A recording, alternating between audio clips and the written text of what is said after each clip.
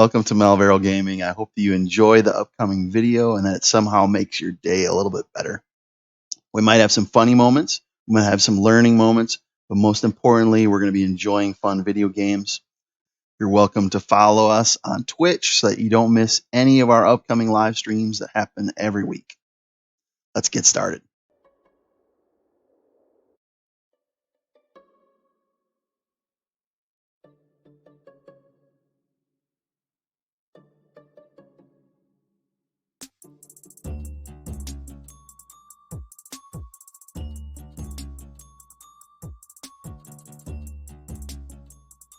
Okay, peoples, we got some stuff to do. We got to make a draft deck and we got to get our tails in gear. So that being said, let's get started and see what we have here. I've never even seen these cards, but we're gonna make it happen, right, Sophia? We're gonna do our best. So let me see what cards I have to load in, what colors they are. First card, I need to have 4 of the God Pharaoh statue. God Pharaoh's statue. Okay, all right. So legendary artifact. Okay. And I have to do 4 of those.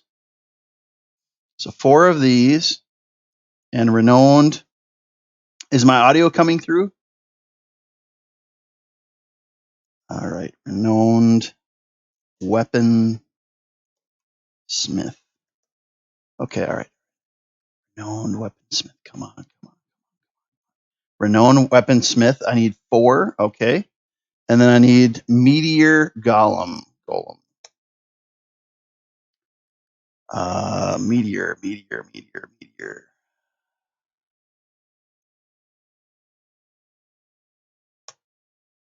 Meteor golem. And I need 2. Okay.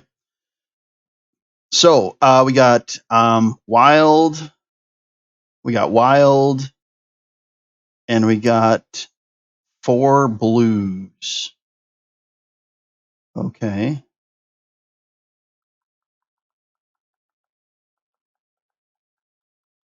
Okay. So let me just quickly check something real quick here. So nervous. I'm nervous. Okay. We got 4 God Pharaoh statues. I got 4 renowned weaponsmiths. I got 2 meteor golems. Okay. And I need to make a little bit of splash. Oh, I don't know about destroy, but we're gonna give it a go. Okay, so what do we got here? Spend only to cast artifacts. Search your library. Okay. And then okay. And cast 2 more. Okay. Each opponent loses life. That's 2. Okay. So let's go. We're gonna have to ramp this up. We're gonna ramp that up, and let's do Evolving Wilds. We're gonna roll the dice. That's gonna get us the basic land to mana fix the blue, and then let's see. I got to keep the God Pharaoh. I got to keep the meteor. I'm gonna.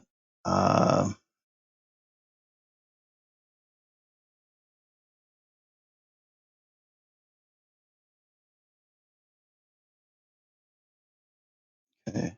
All right. It's fine. Good.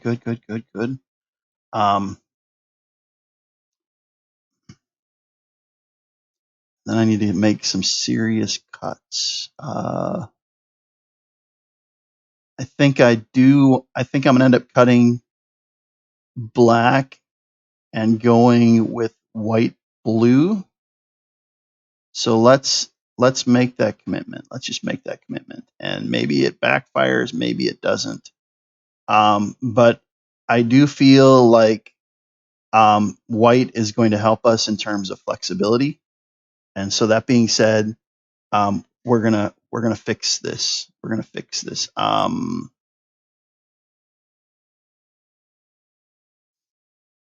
we're gonna shred this.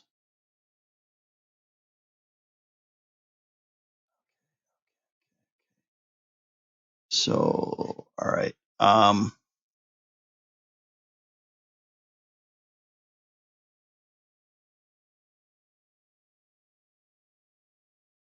Okay. I gotta get my act together over here. Content creators. Okay. All right. So he's gonna give us a 5-minute timer. And a lot of yes, we're going to be using this color. I backed out of black because I feel like white is going to give us more options with solutions to artifacts and enchantments. So my logic is I bailed on black because I still can do the lifelink tricks, but I need to create that room for 10. So yeah, I have to use 4 of the God Pharaoh statue. I have to use 2 of the Meteor Golem, and I have to use 4 of the Renowned Weaponsmith. And so that being said, we're clocking in low, which is good. And I'm mildly curious to see if what we have in blue white. Blue white. Okay, that would be a solution. Okay. We could go plains.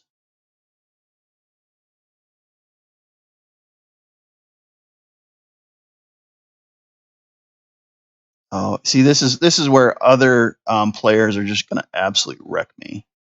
So they're flying through. They're not even blinking an eye, like building their decks. I think let's go 5, and let's go and look. We got to fix our sideboard too. Our sideboard is we're going to dump that. Cannot cast.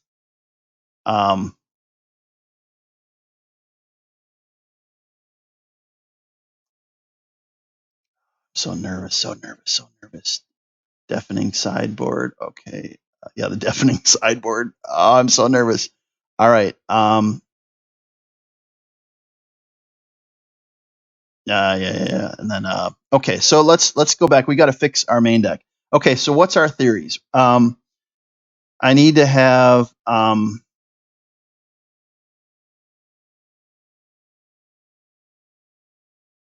17, 21, and then we're at 25. All right. Let's drop this down.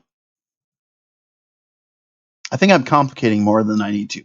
I think what I need to do is I need to do the Evolving Wilds, right? I think I need to do the Evolving Wilds, and then I think I put this all the way to 20, 24 lands, and we got the meteors, we got that, we got the weaponsmith. So we're going to load in 4. So what? All right, no, that's not a question for the audience. Don't text any cards. I need to. This has to be like the Mal choices on this. I don't want like people to say that I'm like colluding with the audience. I think we got prides made. Let's look to see.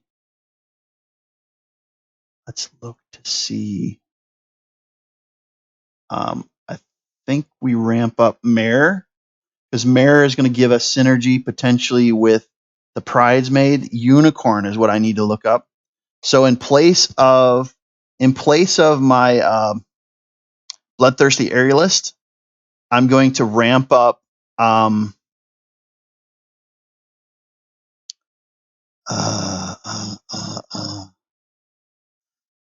Okay, we're gonna. Yeah. Either Hawk.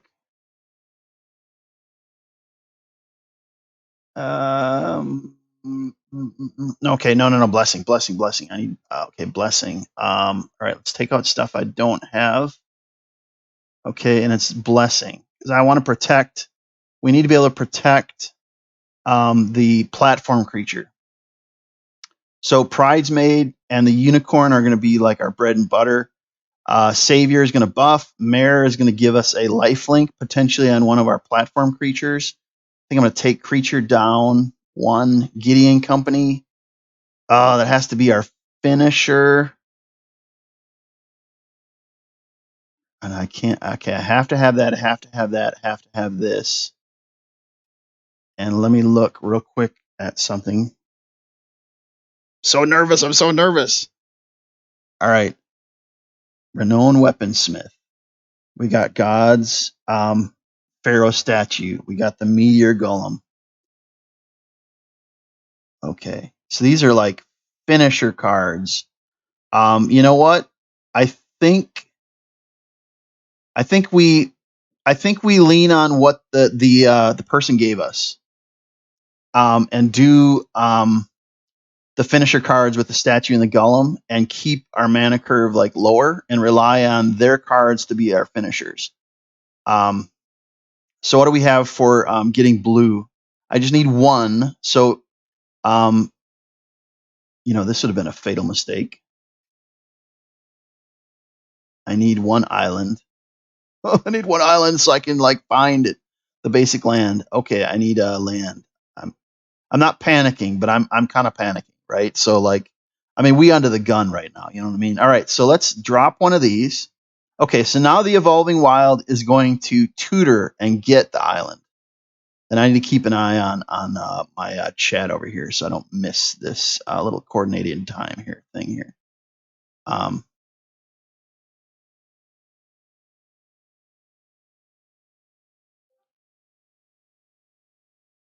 Okay. All right. So we still need to take it down to. Oh, I'm getting nervous. All right. So healer, we got mana curve, we got protection, we got a life gain, which is going to feed the unicorn or the Pridesmaid. We have the Pridesmaid. The orator is going to be another life gain option. The missionary is going to help us retrieve creature that may have been killed. I got a swift response, which is going to help us deal with creature threats. I have to play the Weaponsmith, which is going to feed into the golem and the statue. Banishing Light is going to help us deal with enchantment. Yo, gamer. Hey, I'm in the middle of a tournament, man. Wish me luck. We're doing an artisan tournament. So I'm right now I'm just running like a madman trying to get my act together here. And so Banishing Light, yes. Unicorn, again, I need a platform that can self buff with our engine. Skyline is going to either buff our Healer Hawks or one of our other creatures. Mare is going to give lifelink to the Pridesmaid or to the Unicorn. I have to play the statue because it's the core from my my peer or my opponent. Golem, I have to have 2. I'm not going to go more than 2 because they're really like. I understand they gave me Weaponsmith to like help with the mana curve, but they're like, we'll give you something, but you're gonna have to work for it. And they really wanted me to lean into blue.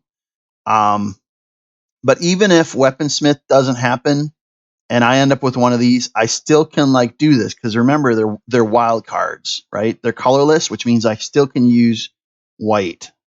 But man, getting that 2 from this card, that could be a real thing. All right, and I have to keep an eye on my timer here. Our timer, we got a timer here. All right. So I need to cut 2. All right, give me a moment.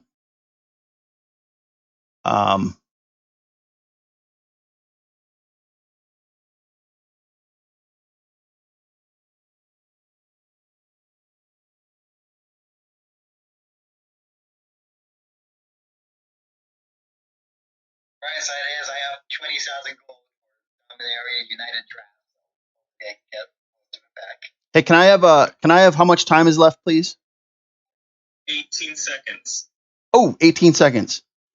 All right, 18 seconds. Just finished. All right, 18 seconds. Guys, we're going to cut the missionary, and we're going to cut. All right. 3, 2. All right, we're going to do that. Yep. Time's up. Craft all. Finish deck. All right. I'm not feeling great about the sideboard, guys, but we do have a deck.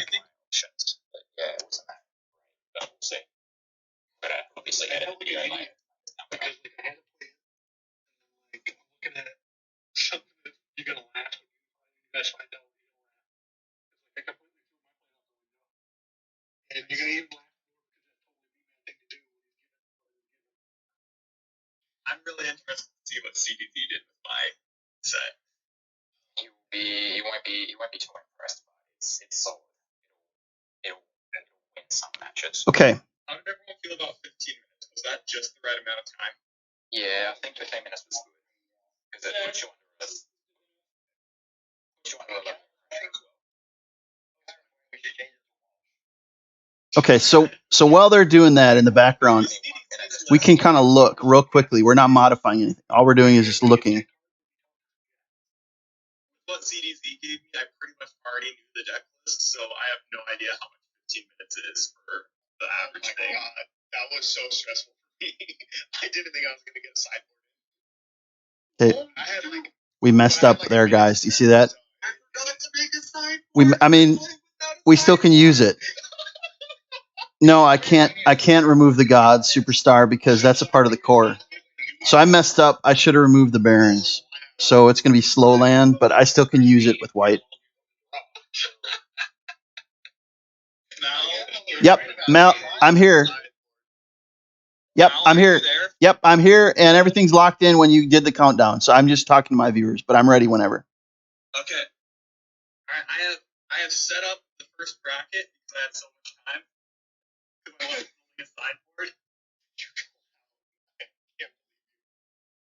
Our first round will be BMAT Creative versus Your Pick versus Morbid Mind. So I'm waiting on the opponent. TV versus Budget Brew. And Malvaro with the buy. Okay, I got to buy. I can't lose the buy. Okay, that's good. Yeah, Malvaro, you're not the sacrificial lamb. You got this. No, I'm gonna do my best. I realized I made a deck error, but you know what? I'm gonna roll with it. It's not gonna hinder me. We're gonna roll. I'm ready. Just I'll be lurking in the background. I'll be muted, and whenever you guys need me, I'll be ready to start a game up. I'm just gonna like chill with my viewers, so it's cool. Everybody, I think we should expand this channel in case I need to make an announcement. So everybody just mute and direct challenge your opponent. Okay, so let me make sure I'm muted here. Okay, I'm muted in my channel. Let me bring down the audio a little bit. Okay, all right. So I got a buy. We had one person that kind of dropped out, and it's okay. And so that being said, we're running a 7-player bracket. So think March Madness, right?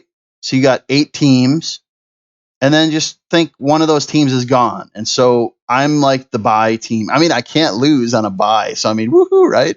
But that being said, the other people in the bracket are playing their first games, and then in each case, best of 3. Right, I'm already dominating. Right, you can't lose the bye. So, for example, player 1 is playing 2, 3 versus 4, and so forth. And then what'll happen is the winners of those brackets will go on. So, for example, the yeah, kinda. So in this regards, I'm sitting as a buy, but then once the 5-6 winner, so the people that are in the 5 and 6 slot, they're going to do best of 3, and then whoever loses, I assume whoever loses is then going to play me, and then the winner is going to go on to play someone else. But I'm basically on standby, which is cool. So in the meantime, let's talk about how I think about this this particular deck, right? All right. So if you guys can hear like audio in the background, just let me know and I can like bring it down. But let me talk through why I ended up doing this. So I had to pick the weaponsmith, the 4 of the renowned weaponsmith. I had to do it, right? Because of the core. That was a part of my core that I got. Let me actually tell you who gave me my core. One moment. Please stand by. Derpnik actually gave me this. So he gave me 4 of the renowned weaponsmith, which is the card you see. And then he gave me 4 of the God Pharaoh statue, which is like a kind of like a really high grade slow down finisher card. It could act as a finisher card. And then 2 of the meteor golems. So look at this little guy. He comes in as a 3/3, but when he comes in, he's nuking something. So I think that the reason why they gave me this core is because they wanted it to have some functionality in case it came back.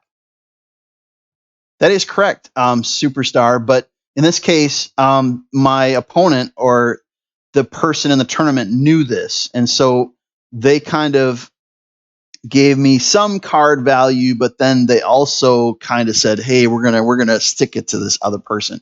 And so yes, but I have to put him in my deck because of the tournament rules. So tournament rules. Let me give you an overview, and maybe this got patched into other people's videos. But the Artisan Historic means that you can pull from any historic card, right? So the age range is all the cards that are in Magic in terms of the age of the set. The Artisan aspect is you can only have commons and uncommons. So let's very quickly look through our deck. We have a common, uncommon, uncommon rather, common, uncommon, common,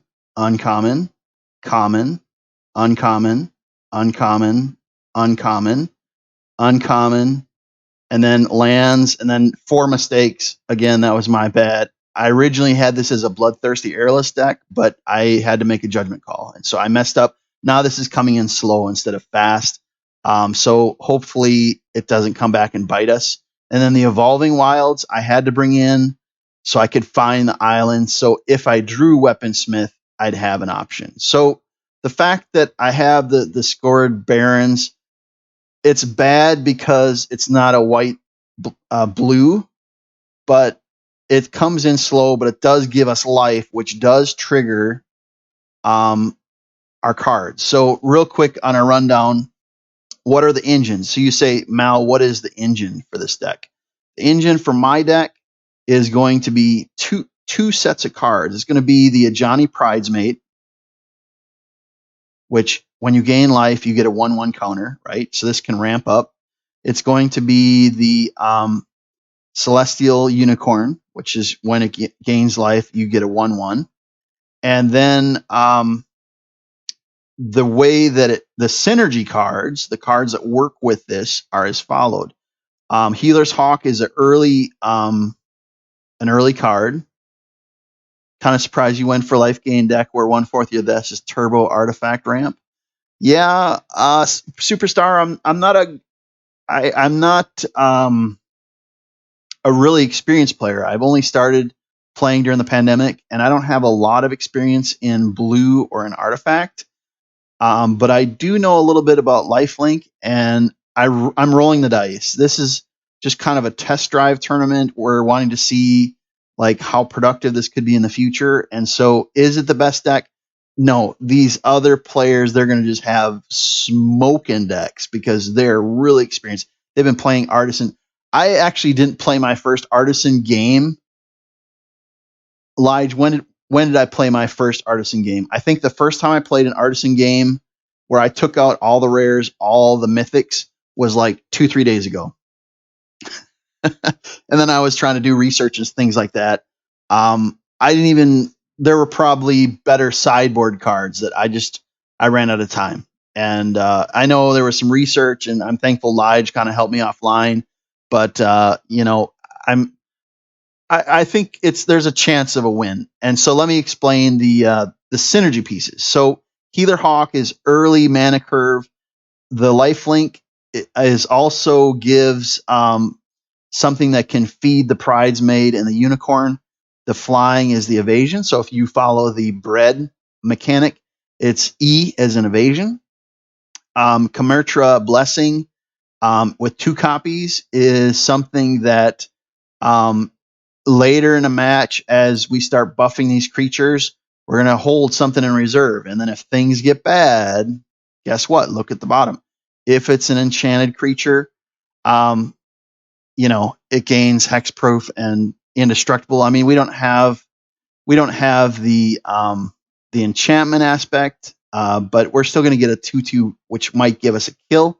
So it's just kind of a quick buff.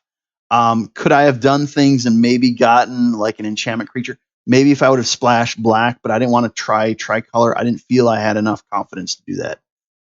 So I'm not relying on the blessing for the indestructible as much as the 2/2. And my hope is, maybe I got a 3/3 going against a 3/3, throw that joker down, and I'm a 5/5, and I smoke the other creature. So I'm not getting the enchanted creature aspect, which is just that's how the cookie crumbles. Fountain of Renewal, I'm getting a life, which kind of extends the game out. Because hey, I'm gonna need to extend the game out as much as I can. I don't feel like I'm going to be like making a run for these wins, but I'm going to give them my best go, and we're going to have fun in this tournament. And if they do it again, and if they invite me and they don't kick me to the curb, I'll be better the next time. I'll be more prepared. I'll put more time into learning the Artisan, because Artisan is a format. But the thing to remember is that when you play Artisan in Arena, there's not a Artisan format. How do you prepare for a tournament like this? Sophia, that's a great question. You panic. No, you don't panic. Let me show you some things. When I prepared, I haven't modified anything in the deck. All I've done is explain it. So I haven't modified anything. I'm just going to close it. It's going to be in the status as it was when I finished the countdown. When I first started preparing, I planned on the possibility of 3 different colors, or 5 different colors, but 3 different decks. White, black, and the gamble was my opponent would give me lots of white cards or black cards, which they didn't do. They gave me colorless and blue. The next one was Artisan Graveyard, and that one, if they would have given me blue, which they did, but they gave me really, really high cost colorless. And this is a graveyard deck. And so I did test drive this deck a little bit before the tournament, and it didn't perform as well as I wanted it. And so if the opponent would have given me red, I would have gone red-white, and there were some other cards that I had lurking in the background ready to go. If the opponent would have given me green, I would have just thrown a party and built an aura deck. And maybe after the tournament, I will go into more depth as to what those cards were, because maybe the next time, I'll throw, a few ideas in the hat, and it won't be like so spontaneous build, which that is a challenge. Someone gives you 10 cards and you got to make something of it, which is obviously not a strong suit for, a person who's inexperienced or hasn't played the format a lot, which is okay. We're going to make the best of it. But that being said, our synergy pieces is we got evasion, flying, we got lifelink, which feeds the Pridesmaid and feeds the unicorn. Blessing is going to give us a 2/2 buff, which may get us a kill, or at the very least, if they don't have a blocker, guess what? We zing them for another 2. I really wish that I had an enchantment creature that I had loaded in. Like, for example, you may say, well, Mal, why didn't you load in Life's Bounty? I could have. But I felt that, being able to ramp up a creature would be important in this tournament. Fountain is giving us a life mechanic, which feeds Pridesmaid and the unicorn, and it's an artifact, which means they have to spend to remove the artifact. And if you look at black, blue, red, green. I mean, some of them have options, but depending on the sideboard, they might not have artifact removal. And so this may be difficult to remove from the field, but it's just passively giving us life at the beginning. So whether we have a Pridesmaid on the field or whether we have a Unicorn, it's not only giving us life. Yes, green-white would have been a good artifact removal option. I agree, but unfortunately, they locked in 4 of these blues. And blue is my weakest color. I would have thrown a party with any other color. And if Lige can attest, like I cringed with the thought of being given blue. And my worst nightmare of being given blue was thrown in my face. And here it is. So I had to make a commitment to 2 colors. And so I shredded black and I loaded in more white. And then for mana fixing, I'm using Evolving Wilds as a tutor to get the island, or if I draw the island, I'm fine. Then I'm mana fixed.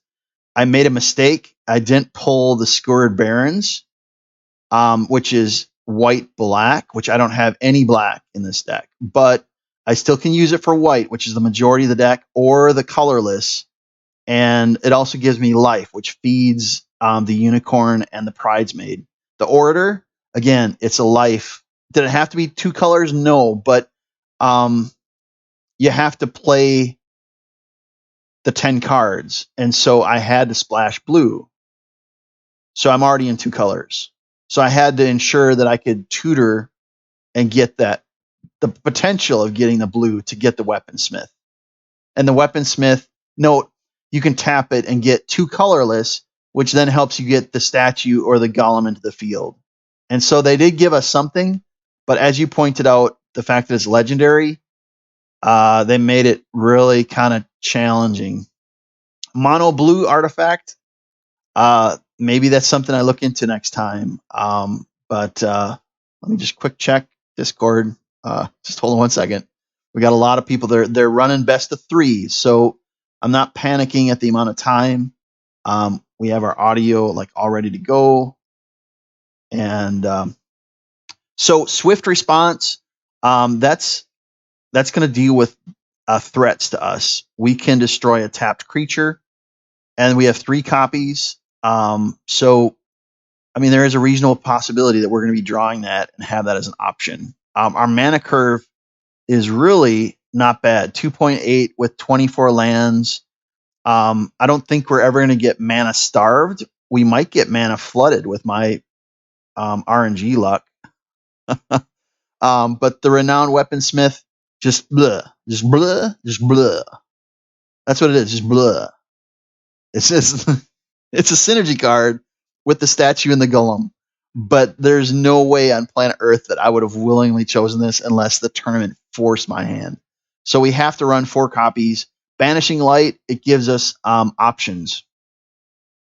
I can remove an enchantment, an artifact, a creature, a non-land permanent. Boom, gone. So it gives me options. Again, the Unicorn, it gives me an engine piece. The engine of this deck is creatures that can ramp through life gain.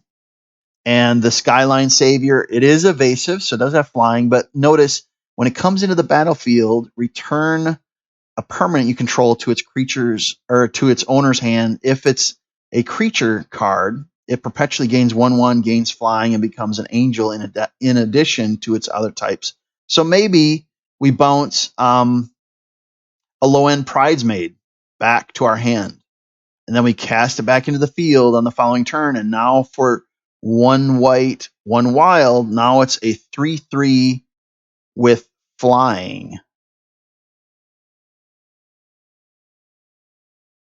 And plus the ability to gain life with lifelink. So then now all of a sudden, one of the engine pieces becomes evasive. So that's rolling the dice. I don't think I'd use Skyline on the Healer Hawk unless things were really desperate. The Mare, it could play in as its own creature, one white, 2 wild, or I can cycle it. The reason why I picked this card and 3 copies of this card is that if I cycle it, I can put that lifelink counter on the Pridesmaid or the Unicorn, which means when it attacks, it has lifelink, which triggers its own engine mechanic. And so that's a hedge bet. If things go right for us, maybe that's an option. If things go poorly, well, we can just put a 3/3 out, a body out on the field and with lifelink, which isn't. I mean, that's nothing to be ashamed of. A 1 white, 2 wild for a 3/3 lifelink. I mean, I wouldn't, especially if the match is kind of going kind of awkward. That gives us, if we block, we get 3 life. If we attack, we get 3 life. If it survives, attacking or blocking, you know what I mean? Like, you're getting life out of the deal, unless they just nuke it beforehand.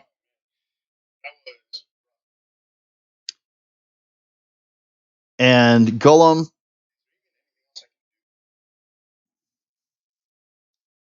Hold on one second. I'm going to be talking to my peer here. Please mute MTG Budget Group. Sorry. Until we're all done. All right, so we're all mute. We're still muted here. It looks like our first opponent finished their best of 3, and they weren't exactly happy. And so it's a part of it. If you have a competitive spirit, you're going to want to win. And then Evolving Wilds, again, it's a tutor. I need the tutor to get the island. I need the island to get the weaponsmith. And so I had to load in tutors. My mistake was not loading in a blue-white gain life. So that was, other than building a better deck, that was my main deck mistake, was the Scourge Barons. But even then, I still can use it for white. I still get a life, gain 1 life. So it's not horrible. Let's talk briefly about my sideboard. Deafening Silence. It's going to give us the option of maybe slowing down like a red-blue deck that's just going wild with spells. Homestead Courage. Put a 1/1 counter on target creature you control. It gains vigilance until the end of the turn. This may actually get sideboarded. I may sideboard this. And I need to clarify something in the rules offline, but we have to start with the core. But what I am not sure of is if on the second and third round I can sideboard out one of the core cards. I don't know. I think I'm going to have to keep all 10 of the core cards. But I'll still ask the question, because technically a sideboard is a substitute for like cards you have in your deck. So anyhow, this would be something that I might sideboard in. Now, actually, do you notice this Daxos? He is enchantment creature. So in our next game, I think I might actually remove out maybe like one of the mares, because then all of a sudden my Comantra Blessing would give Daxos indestructible, because he's an enchantment creature. So I think next game Daxos is getting rotated in. Ruin of Sustenance, I think it's holding in the sideboard. Order, tough call. Tough call. Maybe it gets sideboarded in. Shield Mage, maybe. If I'm playing against like a really heavy burn, like a blue-red, and they're just zing, zing, zing, zing, they're throwing zingers at me, man, I would have built a really wild defender deck. Yeah. Hey, Superstar, I'll throw your name in the hat for the next time we do a tournament, because they may say, oh, like Mal is like the sacrificial lamb, the chopped liver. We want to like have a player that, someone that knows how to play this game, and maybe they sub me out. That's okay if they would. I'm humble about this. If I win, hey, woohoo, right? But if I lose, I'm not going to be offended by it. And so I play games to have fun. So I'm going to do my best. I will do my best. But if I lose against these great players, and a lot of them are really experienced Magic players and really experienced Artisan players, I'm not going to be offended against losing against any one of these competitors. They all. I've watched some of their live streams. These are really great people. A little plug on the welcome video that was looping before the draft. I put like all the names of the competitors. Go check out their Twitch channel. Maybe after the draft, I'll find some way of sharing their Twitch account names again. But alas, let's keep on with the sideboard talk. The Wanderer, again, this could be something. Because I can exile a creature, but this also would stop some of these heavy burn decks. If we get paired with like a red, that might be an option. The Wanderer. Homestead Courage, we talked about. Oh, we actually have two of them. Oh, okay. All right. Well, that's good. Radiant Grace. This one was kind of a hedge bet because I can bring it in as an enchantment, right? So I get a 1/0, and now my creature has vigilance. So that might be something we substitute in, depending on how we feel in the first match. But if my creature dots, Did you finish all 3 games? okay, they're still coordinating in the background. Yes. Don't mind them. Okay. One. All right. All right, let me bring the volume down. They're still coordinating in the background in Discord. So okay, hold on a second. All right. All right, I'm gonna have to mute to go into Discord. I'll be back.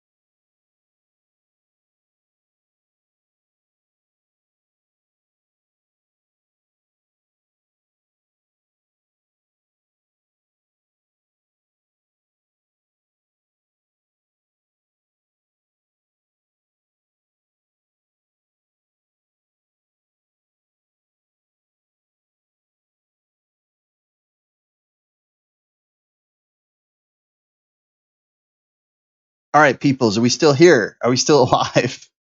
I'm back. Okay, so I have been paired against a gentleman, and his user tag is called CDZ. And so he is very good. I tried to find his Twitch. And so if one of the viewers is brave enough to see if he has Twitch presence, that'd be great if he posted it. Otherwise, I wasn't able to find him. But in about another minute or two, we're going to queue up a game. And we did get a clarification in the spirit of this match, or in the spirit of the tournament. We are allowed to substitute some of the core without going overboard. So it's possible after the first game that we'll say maybe remove, 2 or 3 tops. We're not going to sub out all 10, but maybe we do like 2 or 3 depending on how the game goes. And then at that point in time, we proceed on with the majority of the core that we were given being retained. So it's not like I'm going to sub out all 10 cards and make it a mono white. We're not going to do that. It's in the spirit of this tournament. I might substitute 2 or 3. I'm thinking 3. We'll see. But that being said, I think my opponent is getting a drink of water or just taking a little bit of a breather, reprieve. And he should be sending us an invite in just a moment. And that being said, my opponent just sent me the invite. Let me verify my audio is good. My audio is running well, and everybody can see everything. And let's get started. Here we are, game 1, and accepting. And I have to pick a deck. Artisan deck. And here we go, ladies and gentlemen. Here is game 1 of the second round, paired up against a gentleman named CDZ, as in zebra. Oh, let's try it again. All right, sorry about that. All right, let's try it again. Oh, he's thinking. All right, he's thinking. It's trying to do something.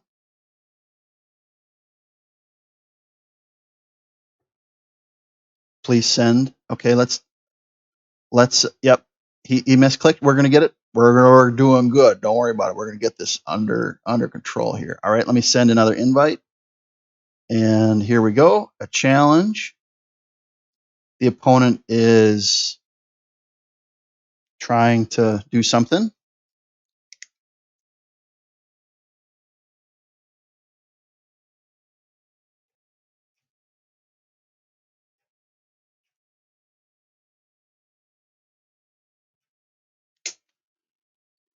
Okay.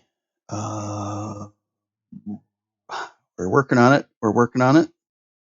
Technical difficulties. It's okay. Gonna reboot. So that's fine. We're gonna sip on our Coke Zero, and in the meantime, the first round has been completed, and the matchup in the brackets maybe after the tournament we can kind of see the bracket. What was the core that you made? That I made? I ended up giving a little bit different based on a recommendation from a friend of mine named Lige, who is a very good learning player, and he suggested giving the opponent a little something something, and so I ended up giving 3 leeching slivers, 4 sentinel slivers, and 3 swift responses. And so I think, do I know who got it? Yes. MTG Budget Brew was the opponent who got that. And so he should be able to build a sliver deck or hold on a second, let me accept. And Artisan play. And so he should be able to build a sliver deck or even as standalone cards, as chump blockers or whatever, be fine. He could still build a lot of options there. He has mono, he has black, white. So he could splash 2 different colors and have a lot of options. Here we are, first match 1 against a player called CDZ. And what do we want to do first? I think I think we're gonna draw first. All right. So what do we got? Options. Oh gosh. This is a mulligan because I ended up drawing two of these massive beasts. I can't roll with that. That would just hog too much of the opening hand. And the earliest that I would be able to play is T3. This is absolutely mulligan. Okay, this is way better. I got a blessing at T1, a bridesmaid at T2. I have a banishing light, a mare, and a weaponsmith. And I'm gonna actually shred the weaponsmith. So we're gonna keep this, and I'm gonna discard out the weaponsmith, and we're gonna try to play mono white. So I'm not displeased with this opening hand. So we're gonna try our best. Give me a moment. We're gonna go with slow land. I want slow land, and then next turn we're gonna be able to play bridesmaid. Let me just quickly switch to another audio channel. One moment. Okay, so he's playing angels. There we go. All right. So let's bring out bridesmaid. Let's bring this out. And okay, so what is he running? He's running black white angel deck, and he has evasion, and he's starting to buff already. It would be something that we would be playing against a meta style deck, an angel deck. Of course, that's okay. So what do we want to do at this point in time? I think what we need to do is we're going to banish light this. We're going to banish light the Valkyrie because it's only going to grow, right? So we're going to get this out, and then we're gonna see if he'll let it through. Okay, he lets it through. Next turn, we're gonna put the mare. We're gonna cycle the mare. Oh gosh. And there's one of the cards that we picked, the Skyline Savior.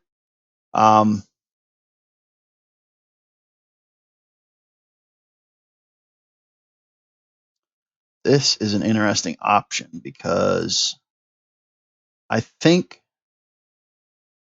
we cycle. Okay. And then I think we wait. I think we hold. I think we hold because I want him to get rid of that 3/4 because if I put up next turn that blessing, I can swing for 4/4. Now he's in a great position because he has 3 evasions and I don't have a lot of answers. It would be something that I ended up against the meta angel deck. Oh gosh. Look at this. Yeah, he's running angel deck. Yep.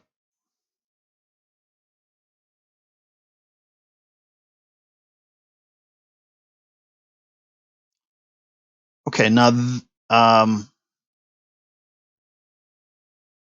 if I play the Savior, the issue is that it's going to cause my bridesmaid to lose its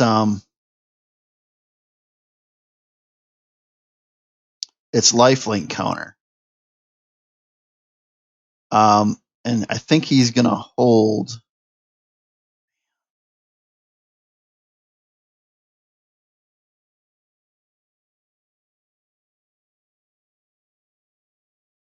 Okay, so let's bring this out.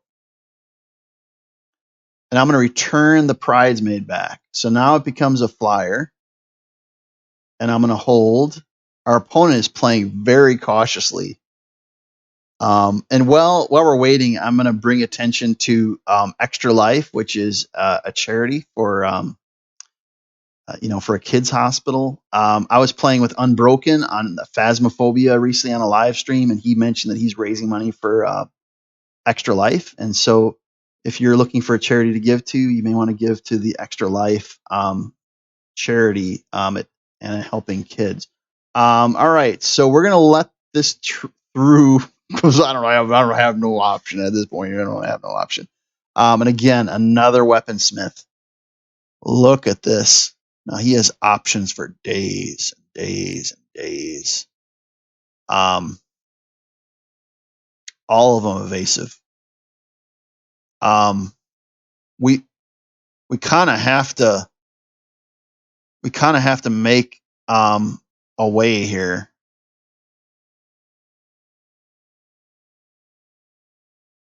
Let's see what happens. I mean, I don't know. Like maybe he doubles or triples it up. I don't know. This is interesting. Oh no, that's not interesting. Oh gosh. Yeah,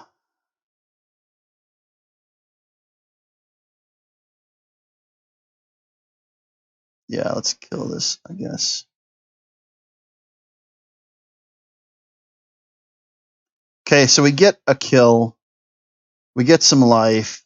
We get one of their creatures off the board. We buffs the pride mate rather. It's still looking very bleak. Very, very bleak at this point. And I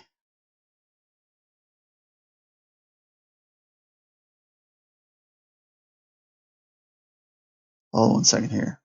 4, 6. And he's holding. He has 2 in his hands. We're still really early on. 7, but this might be the only chance that I have. I'm gonna bet the bank because if he doesn't buff it, I can kill it and I survive 1. Okay, so now I have the strongest creature on the field, at least for the time being. Although the Joker has to be sitting on. I have weapons. I can't do nothing. Bunch of nothing. Dead cards. Dead cards. And he would double up. He would double up for my kill, so I have to play defensively. He's going to swing in probably, and then I might be able to get a kill if he doesn't buff. And here he starts to scry. Now he's looking for answers. Okay, so he's put something on the bottom, which meant he didn't like what he saw. And there's another angel. And you know what? Because, hey, you know what? Angels are the thing. They're like, more land, because we need more land, right? Oh, goodness. So if you're just joining in, we're doing an Artisan tournament. And I am the sacrificial lamb in this tournament. I am probably the least experienced player, which is okay. I am a pandemic player, so I started during the pandemic. My opponent, his name is CDZ, and he has a British accent. He just killed my only threat. And so this game, now the game's going to start turning at this point. Because you know what? You don't need creatures. We have 24 lands, and now at this point in the match, we don't need any creatures. We can just keep on drawing lands, and we're going to just sail right to a loss because you know what? Mana flood is real. And so Lige can attest that, whether it be mana starved, mana flooded, I get it all. So we don't need creature solutions. At this point in time, my opponent is building up momentum, and hey, you know what? Creatures, they're for scrubs. You don't need creatures. You can just soak up those hits. Take those hits. Now at one point in time, like 2 turns ago, we ended up having the strongest presence. We had a 3/4 flyer, and we could have maybe killed something with a block. But now the opponent he just is rolled. So a 20 to -5 score. Playing against basically a meta Angels deck. So what are we going to sub? What can we sub? I don't even know how to substitute cards. Oh, here. Okay, I understand. Okay, so let's get rid of all right, what can we, he's running tons of angels. I think this would be good because it would force him to pay to attack. And then I'm going to drop one of the statues. And then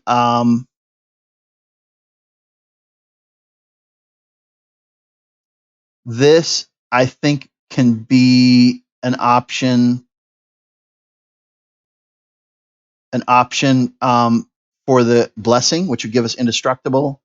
And then give me one more moment. I have a minute 17 to ponder my ways. In the spirit of this tournament, I can't substitute. I'm not going to substitute more than 3. 3, I'll be a self-imposed limit. He's doesn't seem to be running like a lot of spells instance, so deafening silence is off. I think courage could be an option, especially considering I have flashback.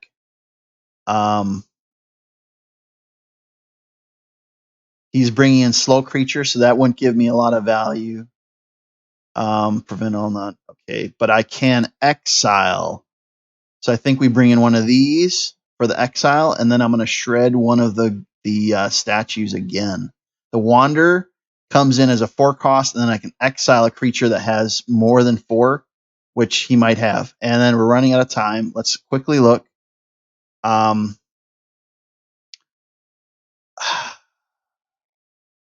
I don't see with Orator. I don't see with Sustenance. Sacred Cat. I think that's the best we can do.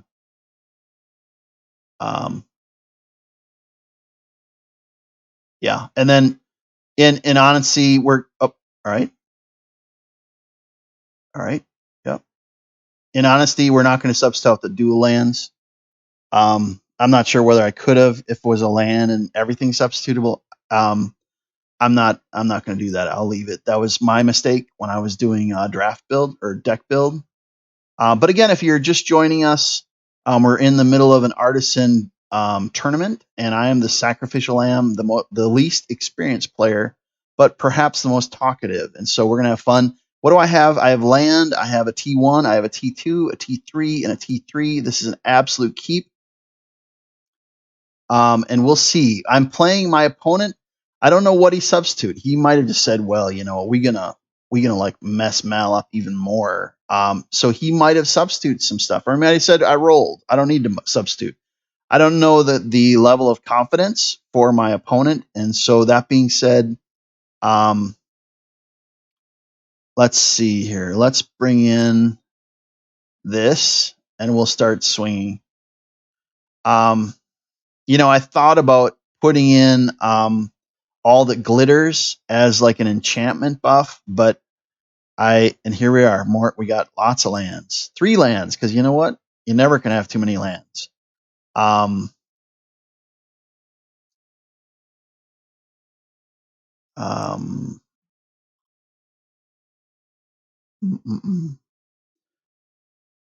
think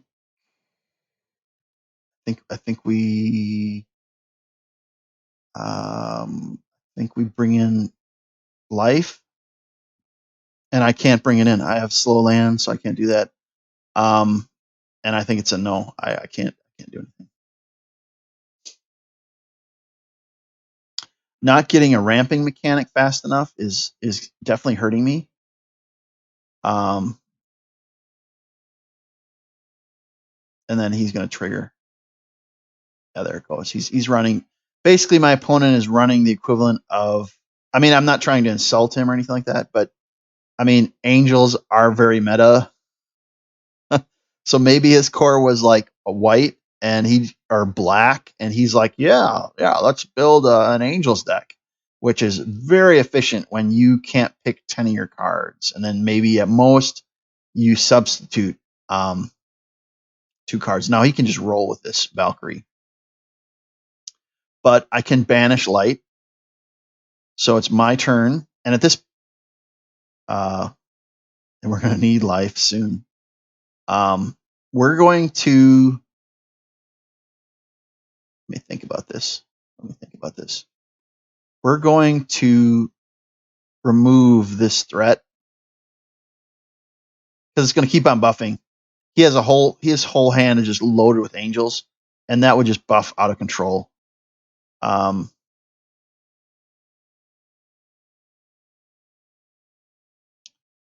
we're going to go white because we need that.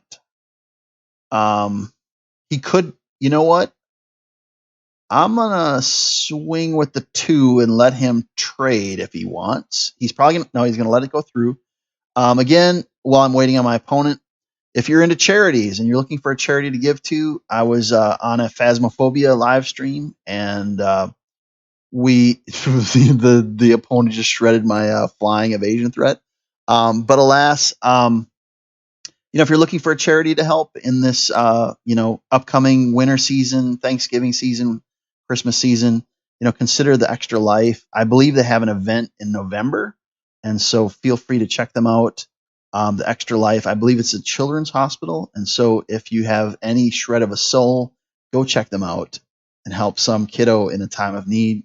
You know that when kiddos are in a place of sickness, every bit of help, whether it be encouragement or finance, is always appreciated. Let's see here. I don't have a great option for me. Doing the cycling is not going to help me, so a body is going to help me more. And then we're going to bring on renewal, which is going to give us life because we're going to need life. And then we're going to sacrifice this, bring in more white. And if I attack, he kills it with a 3/4. If I attack with a 3/3, he kills it with a 3/4. So my only option is playing defensively, hoping he swings with a 3/4, and then maybe I can get a 3/3 through. But my opponent has totally controls the air, and so this is. And you know what? Hey, you can never have too much land.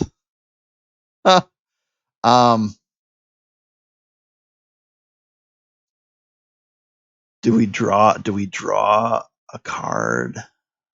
I think we hold for the time being. And he's holding because he's waiting for more angels, right? He wants to proc more angels. But here's the thing: is that once I get them, I have 6. I need one more land, and I can bring out the golem, and then the golem can nuke the 3/4. Then I can start swinging with the 3/3 or the 2/2. All right, that's fine. It's not great, but that's fine. And we're looking at an awkward position because my opponent is playing, I won't say a meta angel deck, but it is definitely an angel theme deck. And my sideboard does not have answers like I wanted. I can't show you my deck design. Actually, I can. If you go onto the Twitch application. Oh, this is going to slow things down. Yes, sirree. He might just nuke it. He's probably going to look at it and nuke it. He has 2 cards, so he might have a creature destruction, but this is going to be one that's going to slow him down because he's going to have to pay. You want to attack, you're going to have to pay. So you can click on the little orange U, which is for the Untapped app, and you can see my deck build. And that being said, now would be the time for land. But to give you a perspective, I'm trusting my opponent isn't stream sniping, but I have swift response, which could kill a tapped creature. I have banishing light, so there's 5 copies. I have the wander, which could exile a creature that has. Okay, what did he take? He took the orator. Okay, and that being said, I have options to kill stuff, but unfortunately, I'm not drawing those options. So what we're going to do is we are going to bring in a 3/4. We're going to bring the mare back. We're going to bring the mayor back.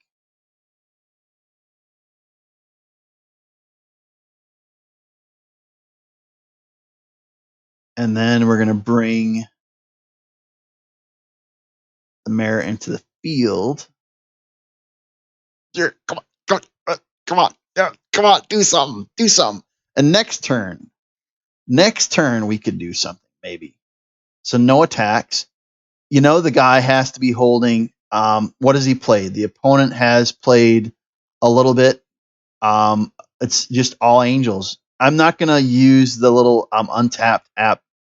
I just showed you that I could have used it, but that would be kind of like, we're not gonna do it that way. That would be unethical. So, but from memory, what limited goldfish memory I have, I know my opponent is in fact playing a lot of angel, but they're slowed down because of the Baird. The Baird, you can't attack unless they pay 1 for each. So they're gonna have to burn. They have lots of mana. They could, but he has creature destruction, and so my concern is that the longer I wait, he is going to have options for that mayor. But the thing of it is, if I attack with the 4/4, sure I get life, but then he's going to double up with the 1/1 angel, and then he's going to get the kill, right? Which maybe that's the option. Maybe that's what we do. Hold on 1 second. The coordinator is asking me. Hold on 1 second. Hey, you there? Hello. I am in game 2, and we're about halfway through game 2. Okay, just checking. All right, I had to be responsible and tell the coordinator Rooker what we were doing. So now, ladies and gentlemen, now it starts turning. Now we start doing some stuff. Now we start doing a little something. Will he kill it?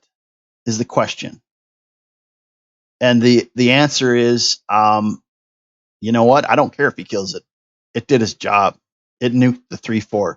So now at this point in time, I'm going to hold with the bluff. He doesn't know what's in my hand. So I'm going to hold the barons, and I'm going to let him think that I have some kind of creature destruction, which I do, but not in my hand.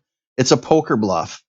What I am going to do, however, is I am going to swing with everything because of the fact my options are very limited, especially once he gets more creatures. Okay, there's the first death. And what was that? Rally of Wings, get 2/2. Oh my goodness. Wow. Whoa. That was a very good play. That was, nice. The opponent had that waiting for a rainy day. That was a tremendous play. That right there swung the game. The only thing, buyer's remorse, 2020 vision, the only thing I would have done differently is I would have held the braid. Yeah, the Baird back. Because now he can swing without that 1 mana penalty, right? We are getting to the point where we may have to sacrifice this renewal just to get draw. If we don't get a creature option or a creature destruction option, we are going to have to sacrifice that renewal, I think. Because you know what? You never can have too much land, right? See, look at this. I have 7 land, and I have 2 in my hand. 9. Now it is later in the match, but at this point in time, I really don't want to do this. I might regret this, but I feel. Let's wait one more turn. Let's wait one more turn. Okay, he has 1 card in his hand. Can he pull another one of those little magical rallies? Yes, he can pull another rabbit out of his hat. He's going to double up on the savior, and he's going to because then he has control of the skies, right? He's going to double up on the 3/4. Oh, maybe not. Oh, okay. Yes. Okay. Yes. Yeah. So now he controls his guys again. Man, that is just rubbish. Rubbish. And then he has scry options. Elijah should have loaded that in. This, ladies and gentlemen, is the difference between an inexperienced player and an experienced player. Is the 15 minutes went by just like a snap of a finger for me, right? But the experienced players are like, oh yeah, let's grab this card and that card and that card, and they were probably done in like 5 minutes, right? So you're seeing the flaws in an inexperienced player. Now, yeah, and you know what? You can never have too much land, because land, I mean, you got to have land to do business. And you know what? Now we're at 4, 7, 8, 9. We have 10, including the ones in hand. And now I think we have to draw it. This game is going to get out of hand if we can't get better options. This is unbelievable. Lige, this is crazy. Mana Flood, is this crazy? What we might do next game. No, there is no next game. He's going to win this game, and then he wins best of 3. Okay, so we're. I mean, it's not game over, but you know what? I really need to start drawing some really good cards here. Otherwise, okay, and there he gets his. Okay, he did. Now he's out of options. I couldn't protect it. Even with the blessing, it wasn't an enchanted creature. So, I mean, he has a 1/1. And sure, his hand is empty, but he's scrying, which means he's getting better options every time he does the scry. He has the mana to scry every turn. And so it's basically like a mana dump, right? And so I think what we'll do is, we're just going to, oh, goodness.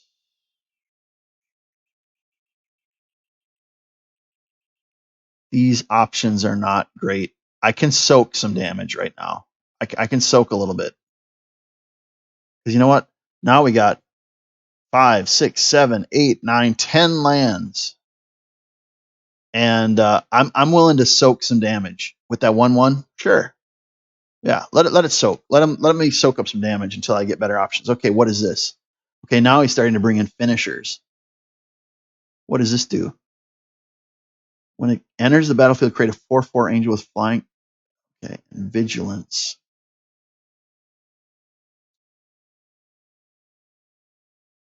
Ugh. How atrocious is that? Okay, but it came in slow. Okay, 1/3. A healer hawk. Huh.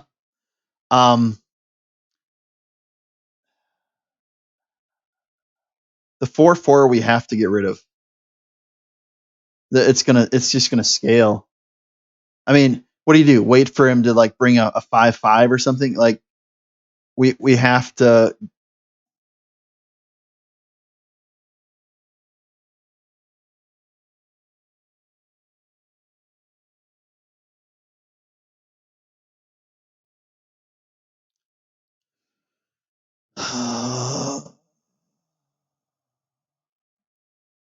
Four, four.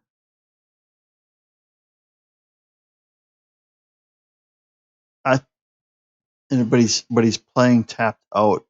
Next turn will be 4. Let's let it roll.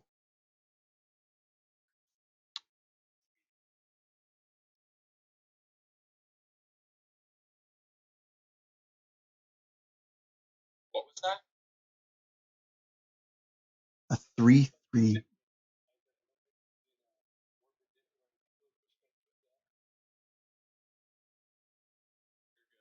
I gave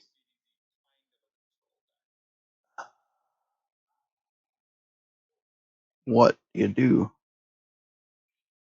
What do you do? Oh my gosh. Which brings out another 4/4. Oh my goodness. Yeah, this game is quickly getting out of hand. But hey, this is just a tutorial. You want to see someone get an absolute phenomenal gameplay in Artisan with an Angel deck.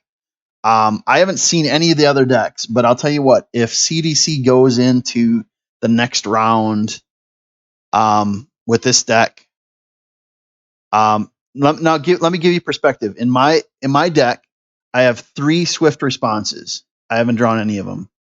I have another Banishing Light. I have one in my hand. And I still have one.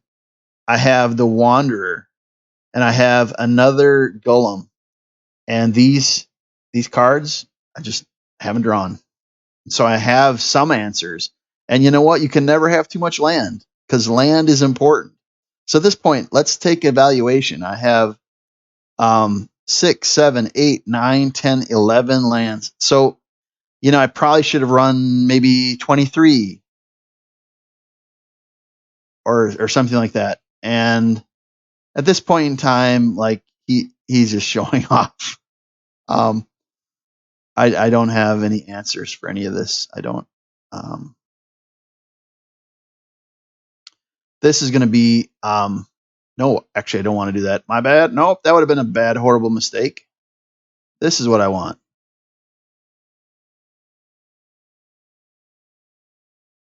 And then what am I going to do? I'm going to sit there with my little 1/1.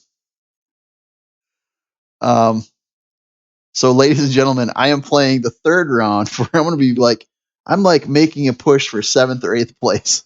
But that's okay. It's just for fun. And I hope each of you are enjoying. This is the first time that the Artisan community with this group of Magic players has done like a tournament event online. And so right now there's probably 3 or 4 other live streamers that are all like live streaming from their perspective. And so even if I lose, which I will, I'm okay because it's a fun event. There's a lot of people came out. There's a lot of effort that went into it. Again, if you're looking for a charity to give to, I feel like a car salesman. But if you're looking for a charity to give to in this holiday season that's upcoming, consider Extra Life, and look them up online. I remember when I saw that they were doing a charity and they were selling card skins and helping a children's hospital at the same time. I'm like, yeah, absolutely.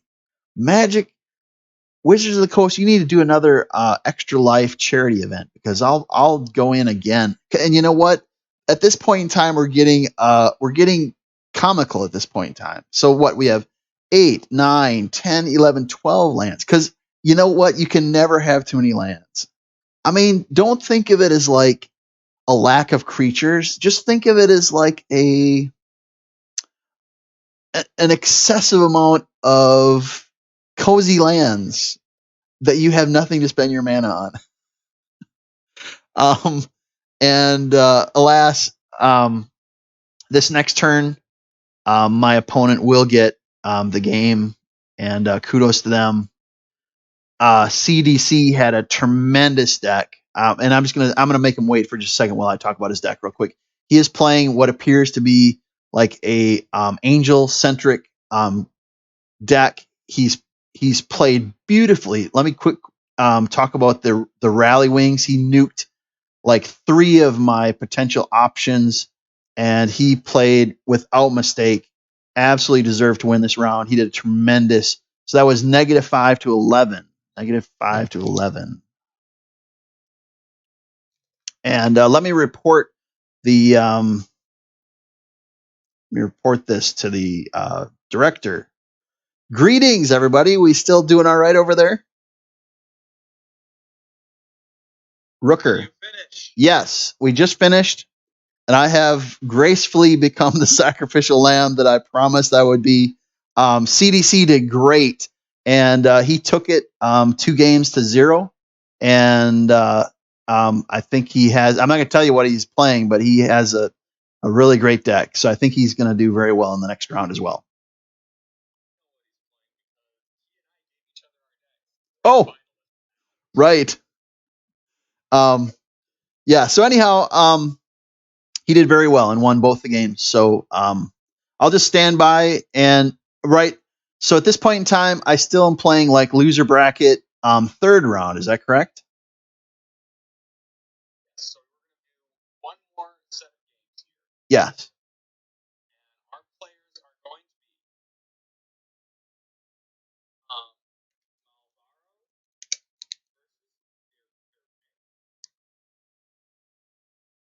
Okay.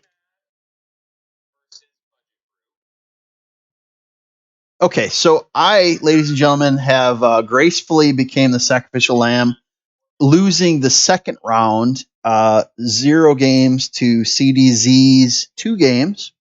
I lost the first game, -5 life to his 20 life. The next was a bit more competitive, me having -5 life to his 11, but he had a superior deck. He performed excellent, 0 mistakes. And my next opponent, I'm trying to queue up. I need to like listen to some of this. One moment.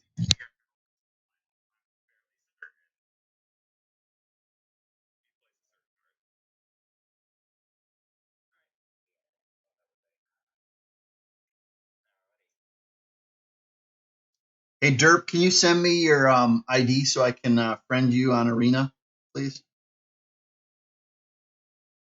Or I can send you.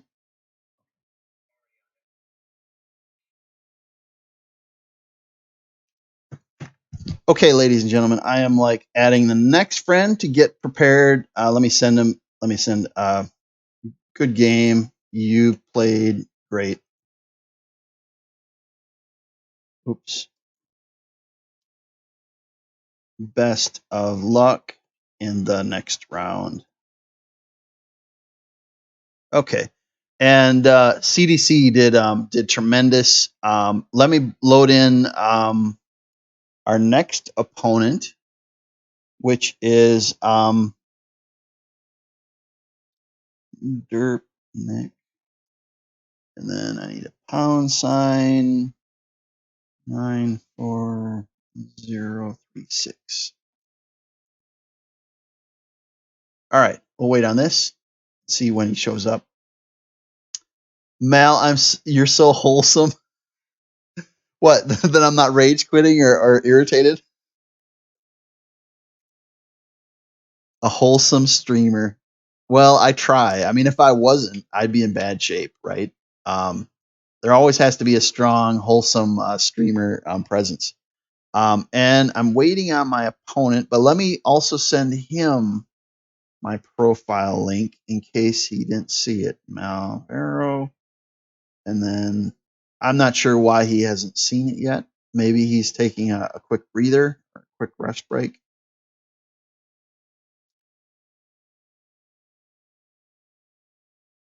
Okay, so what I can do is in anticipation of this next match, I'm between matches, so I have the right to substitute more, right? So what are we going to do? We have a sideboard. Oh wait, no, I can't. No, I can't. We should open that pack. Show me a planeswalker. Let's bring up a planeswalker. All right, let's do a planeswalker. All right, give me the good vibes. Good vibes. Good vibes. I got a rare. All right, pile. All right, I like duels. And what do we got? Oh, there we go, ladies and gentlemen. Liliana the Veil. Your good luck. Called it.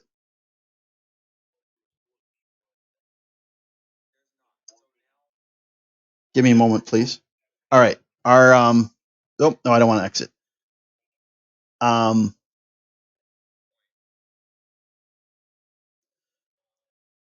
all right, let me send my opponent another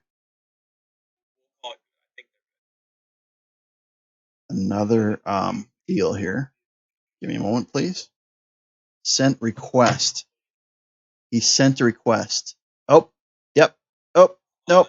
Sent request. How do I um unbroken it? How do I How do I see? Oh, is this him? Who is it? Hold on one second.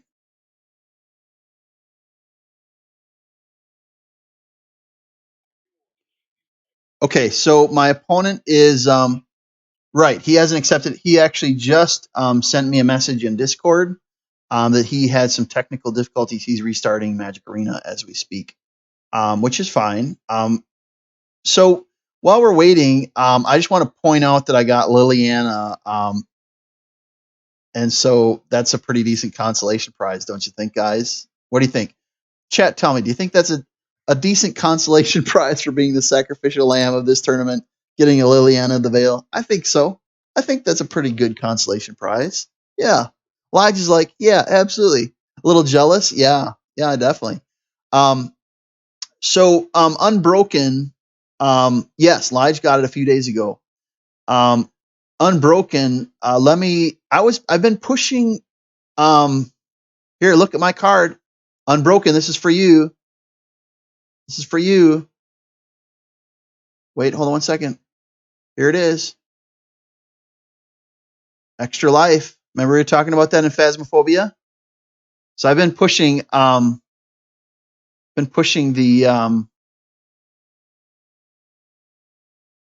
that event. And so these are some of my card sleeves I like. But extra life. While we're sitting here waiting on the opponent to reset, when this charity came out in 2020, it was a great opportunity. Everybody has, the opportunity to help in society in some way. Sometimes it's monetarily, sometimes it's encouragement, sometimes it's through prayers or just being nice. But I would encourage you, if you're looking for a charity to give to in this holiday season that's upcoming in November and December. Okay, this charity's been around since 2004, is what Unbroken is saying. And so, if you have the opportunity to look them up online, maybe someone from one of the viewers can put in the website URL. Can you put in the URL so that anybody seeing the YouTube video later can actually see the website for it? Maybe that'd be nice. But again, it's a children's hospital, and find a charity that you can get behind and support. I'll tell you what, in these trying times, I understand, there's inflation and there's difficult times. Thank you for the link, Unbroken. And it's challenging, and some people have lost jobs. And even at my own job, I was in a meeting, management meeting, and although I'm not a decision maker in that meeting, they were talking about how they were getting ready to let go of some of the phone agents. And even in my own company, like, their layoffs are right on the brink. And so, inflation is high, and the dollar isn't stretching as far as it is. But I will say this about charity is you're never going to regret helping another person in a life death situation. You're never going to go through life having giving to a charity like Extra Life, helping some kids, some family, and say, man, I really regret helping that charity. You're never going to regret it. You know what? No matter what amount, I don't think they're going to turn away any amount of charity. And so go out to that URL that Unbroken posted. Pray about it, think about it, ponder it, talk with your spouse or your significant other. And you know what? I've heard of people doing this instead of saying, hey, buy me 5 Christmas presents. Instead of doing that, you know what? Make one of my presents or 2 of my presents and give it to a charity in my name instead of giving me a present. And that's a way that your holiday expenses isn't going higher, but you still can make a difference in some family's life, that's going through major sickness and through a challenging life situation. And so whether it's, you're giving up a Christmas present and saying, hey, instead of giving me a Christmas present, give to this charity. Or if it's a matter of, hey, I'm not going to eat or I'm not going to drink Starbucks for a week or two, and I'm going to put that money towards a charity, think about it, pray about it, ponder it, and find a way to make a difference in someone's life. Because at the end of the day, every life is important. Every person, no matter what difficulties they go through, sickness, whether it's sickness of the mind or of the body, or of the soul. Everybody could use a helping hand, especially when they go through challenging times. And so that being said, hopefully my opponent is going to show up eventually sometime tonight. But that being said, if you can look up their website that Unbroken posted and find Extra Life. One moment, please. My coordinator is trying to get it. Hey, Derpnik had to restart because of technical difficulties, and I'm waiting on him to accept the invite, and I'm ready, standing by. Let me send it again. Sorry for the inconvenience. I'll send it again a second time. All right, so I just got a list from the. All right, it's DRPNICK #94036. All right, let me read it again against my Discord. All right, that looks like it. All right, please check again.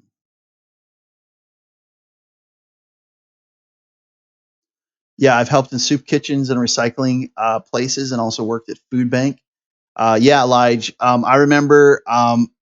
Didn't get it. Please send me invite instead. Let's see if they can do that from their side. No.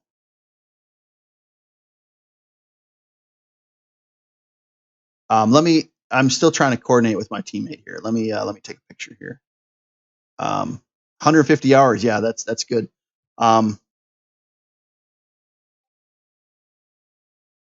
Resent just in case. All right, I'm trying to get my opponent here.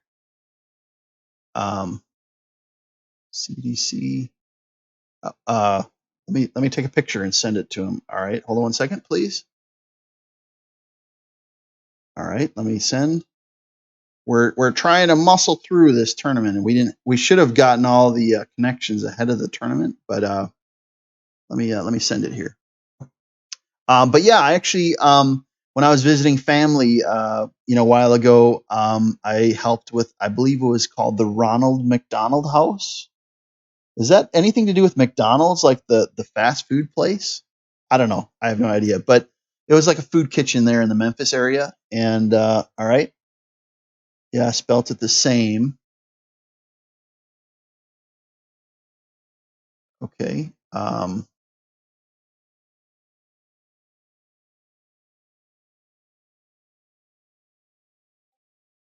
Try to send a direct challenge. Okay, my opponent is trying to do that, and we're working through technical difficulties. We're making it happen here. We're trying our best. Let's see here. I'm going to try to send a direct challenge. Okay.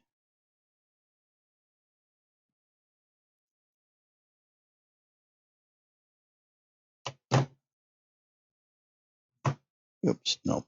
Whoops. Oops. Derp. Nick. #,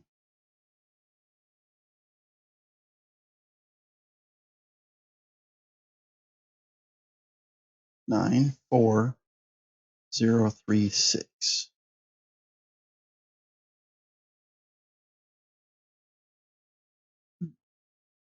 All right. Let me take a picture of this. I'm trying my best to coordinate this. All right. All right. We're working on it. We wing stuff here. This is like, you get a unfiltered unfiltered chaos here on this live stream. Let's try that.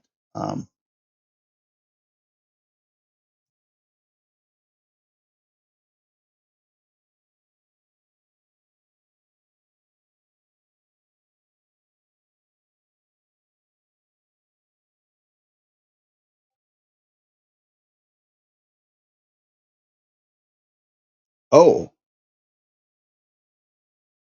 Oh, okay. Okay, that's interesting. All right, hold 1 second here. All right. How about this? This guy wasn't playing around, wasn't he? All right, pound sign 9436. Arena 94036. Okay, let's try that.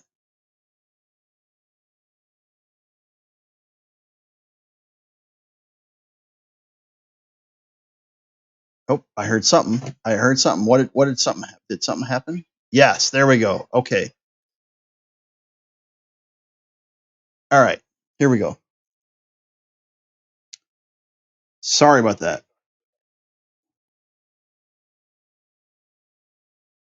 Sorry about that. We just figured it out. That was my mistake. I thought it was, yeah. We resolved it and connected. First game. Okay, so what do we have? What do we have? We have land, and we're going to end up getting a lot of land here before it's all over. Here in this, we're going to get mana flooded. Okay, but we do have a weaponsmith. We got a T1, a T2, a T3 that can give a counter. That's an absolute keep. And so that's interesting. He's bringing the spell book. He's doing that so he can bring rares in. That is very, very sneaky, and I like that idea. That was almost misplay. Healer Hawk instead, and we have evasion, so maybe we go above for a while. But that being said, I'm thankful for the opportunity to be a part of this event, and even though I lost a few games, and I might be playing for 8th place, I am thankful for the opportunity that a community opened its arms to me. And, that being said, it gave me the opportunity to talk about a charity. And so I'll bring up that charity again before my next 2 games. I'm guaranteed 2 more games. And that being said, um,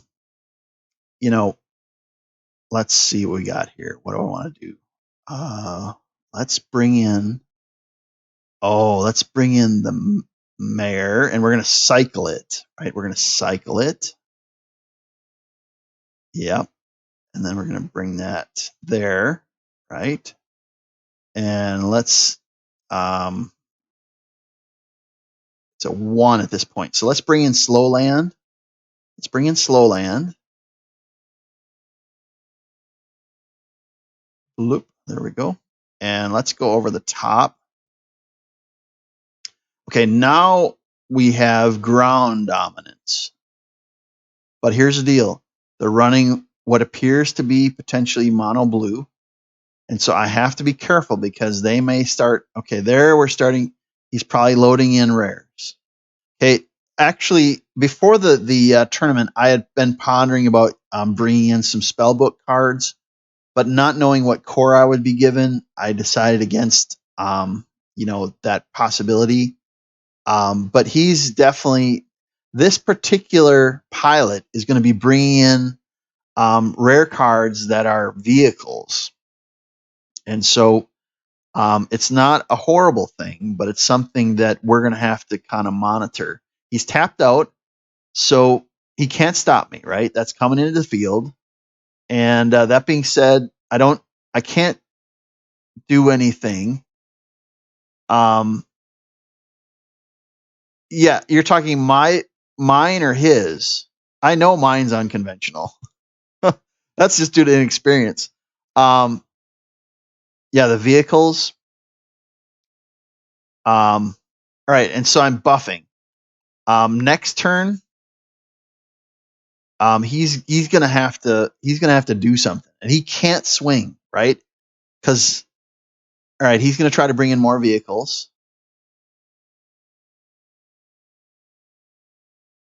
All right, more vehicles. He's bringing more vehicles in. And what is this? Oh my goodness. Look at this. Bloop. Goodness. Goodness. He's tapped out. You know what might be interesting? Should we do it? Should we try it? Should we try it? We could 2-2. No, don't respond in the chat. I'm talking through it in my brain. I think I'd rather wait on the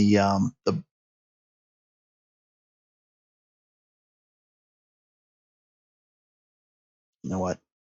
Let's do this. Hold on a second. Let's do this. And I think he's gonna throw 2 at me. I think he's gonna throw 2 at me. Let's see if he goes for it. He might go for it. He might be wanting to double block because he sees that creature buffing. And he might choose to either chump block it, which I got lifelink, or he's gonna double it up. And he might say, "Oh, I'm running out of time. I need to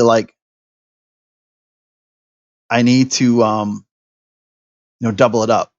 Because he could probably kill it with enough stuff, but what is he doing?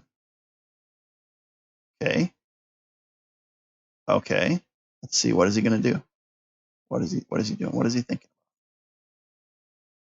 Okay, he definitely got. All right. Okay. Ugh. Okay. And I can't survive that. I could have survived the smaller stuff before it got crude, but I cannot survive that. So I'm going to trade. His 4/4 is going to go back to the. All right, what do we got happening here? And then he's tapped out.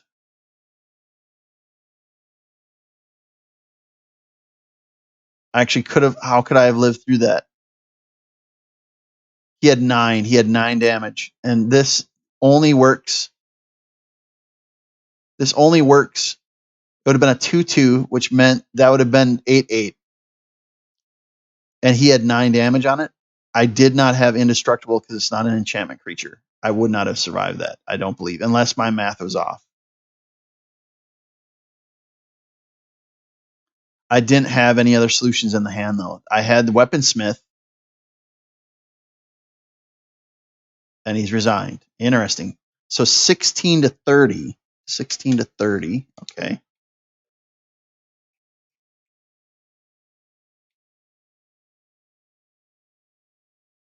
Okay, and I got a substitute. All right. What do I want to substitute? Give me a second. Let me think.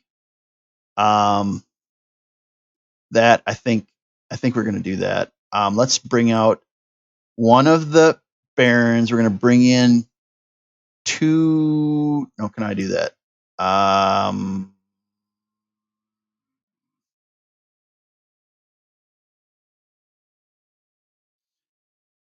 All right, hold on a second. I got 19, 20, 21, 22, 23, right? 23 lands. We're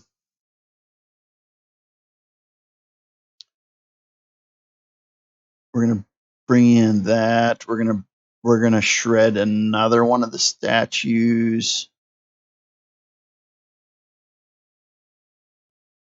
We're gonna remove. Hold on 1 second here. We're gonna remove one of these guys for a Dax.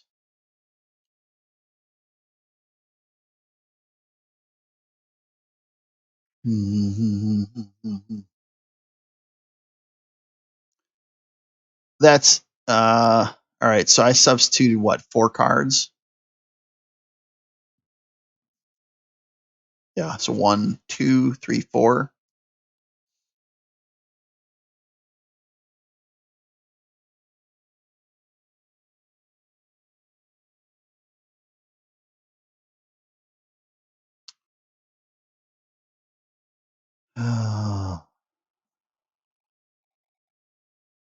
No, we'll do that. All right, 25 seconds. I'm cutting down the wilds.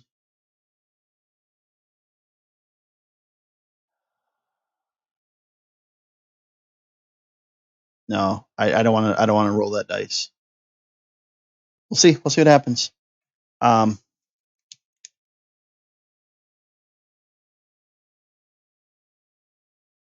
I will say this in defense of my opponent. It's very possible that he got a worse core than I did, which might be difficult to believe. But what do we have for options? Really low on mana.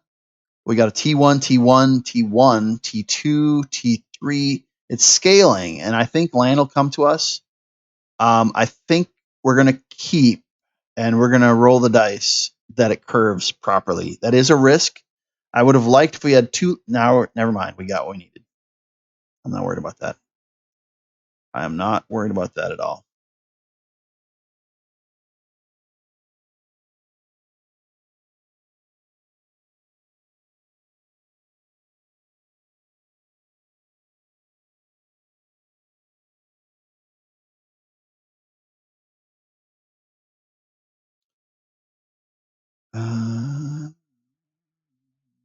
Okay. Okay. Oh, a casket. Did I see? He has a casket. 3 with 3 or less. Okay, so he could kill this Daxus. But it is early. It is early on, you know what I mean? Like you gotta still force him to burn those cards. And Daxus is only gonna get stronger as it goes on. The fact that our opponent gave us these really 6 and 7 cost enchantment, late match enchantments, that really forced our hands.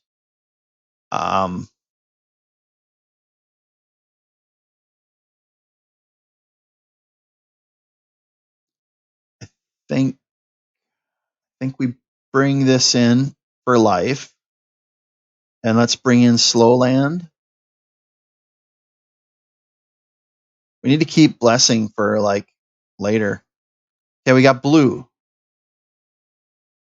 Let's fix our land, right? And let's go over the top because I'm not going to chump block. He does have another casket though, so he can remove another threat, which is a risk because we could bring in the mayor as a 3/3, but his casket would be enough that he could take it down. Now there is something that we're going to have to factor in. We're going to have to sacrifice here, guys. That's 6/3. They're going to pilot that, and we're going to have to find a solution to this.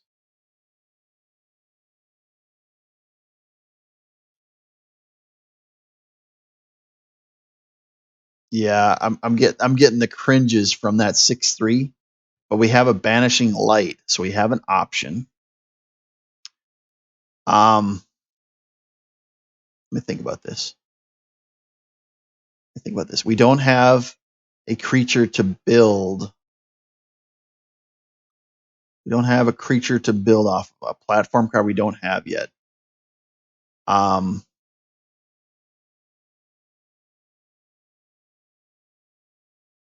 might be a mistake, but I think a body might be in our best interest, and because they're bringing that Joker out, that plow at 6, they want that. They want that on the field bad. I'm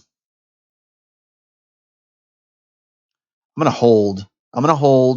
Because here's the thing. This is what my plan is. Okay. Say they can crew that 6/3, right? They bring it out and they swing with the 6/3. I can put blessing on that healer hawk and like soak it, right? I'll still die, but I will kill that plow. That's a finisher. Okay, and he's gonna. All right. Yep. But he is running out. He is running out of cards. We're still 2 cards away from our statue, though. There it is, right there. See, that's what I was expecting. All right, so it's going to come in. I don't know if it comes in like fast or not. Okay, so he has to wait. Oh, no, he doesn't have to wait. He's tapped out. All right, he's tapped out. That's an instant. Okay, so let's hold on a second. The blockers. Okay, 6/3, 1 blocker. And this is going to take it to 3/3, which gives it a kill. Gives it the kill, and we get the 3 life. We lost the creature, but we got the 6/3 out. And then we got life. Okay, we got life, whatever, right? But here's the deal: Weaponsmith. Let me think about this. We can tap the Weaponsmith to get 2, and then we have 4 on board. We can bring statue out next turn. Oh, now they're starting to roll. But I have to keep the Weaponsmith. I can't chump block. I have to let it go through. Oh, guys, I don't like it. I don't like it. We have to kill the 5/5. I have to make use of this. The 5/5 has to go, right?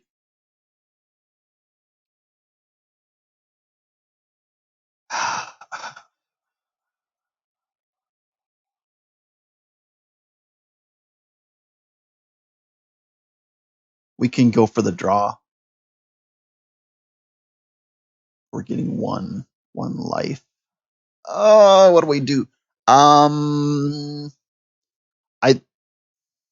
gut tells me that we're going to need more engine power. I think we're going to shred that. I know I'm forsaking, like, okay, that might be something. Because here's the deal. Now I can destroy something, right? So we're actually going to bring in Golem first, which is going to kill something. It's going to kill something. I don't know what it's going to kill, but it's going to kill that. Good night. Look at that madness. Okay, I can soak 4. Sure, we can soak 4. Yeah, let's soak 4. Sure. Goodness. Okay, but I here's the deal. What I can do is he's going to crew it, right? So we can proactively banish light it, right? Because it's a non-land, right? So let's take that out of circulation. That's gone, right? But I lost the mana, right? I lost the mana to be able to get the Golem out, right? But he would have swung in next turn. I could have Golem, but I couldn't have just. Well, yes, I guess I could have. That's all right. We're gonna roll with it. You know what? We're gonna roll. We're just gonna roll. We're rolling. Huh. Talking and rolling. We're just rolling and talking. Let me drink some Coke Zero. Get some more caffeine in my system. The player, my opponent is playing. I couldn't pilot that deck any better. I mean, he's getting to the point where he's really starting to do some stuff. You know what I mean? Like, the pressure is on. I mean, the pressure really is on. I mean, it's really, really on. Pressure is just really on. Ugh. I mean, it's just the pressure is so on. It's really on. The pressure is really sticking. And he can swing for lethal if I don't have. So what can I do? All right, I'm kind of just I'm talking. Just what can we do? What do you do when they come for you, right? What do you do when they come for you? I think we can't play Golem, right? I don't have that. We could bring out. We can remove the. Let me look. 3. We can remove the.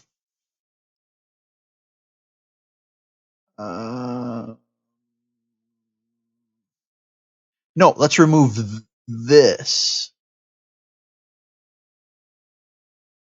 Wait. Becomes a target of the spell or ability counter unless that pays the ward, but I can't pay the ward. I don't. Okay, hold on 1 second here. Let's. I guess we remove this.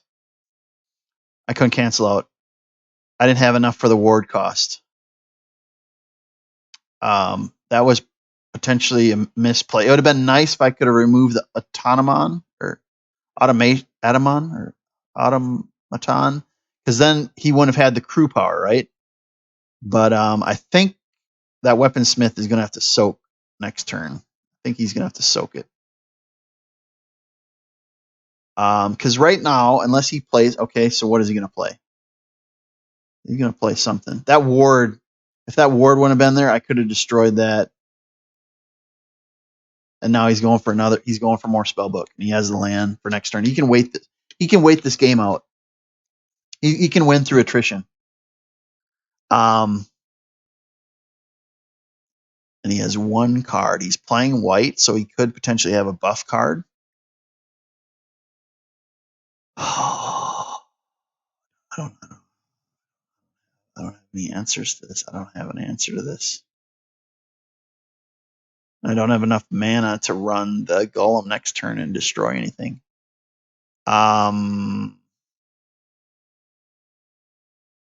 Let's give it a go.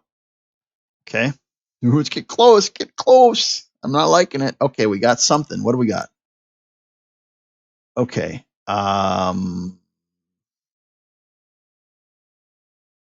It's so slow. So expensive and so slow. That, like, whoever made this core is like, yeah, I'm gonna really mess them over good. That is okay, so if I play this,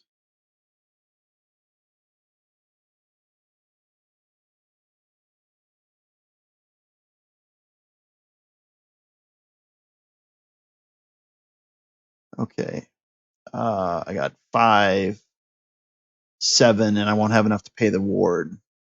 I can't pay the ward cost.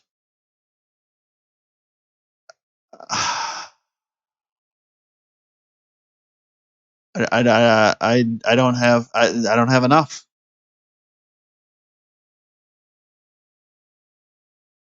See, all the mana's gone. I can't pay the ward.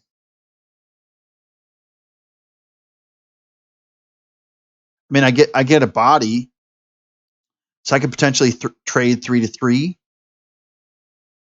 Oh gosh. Okay, now he has.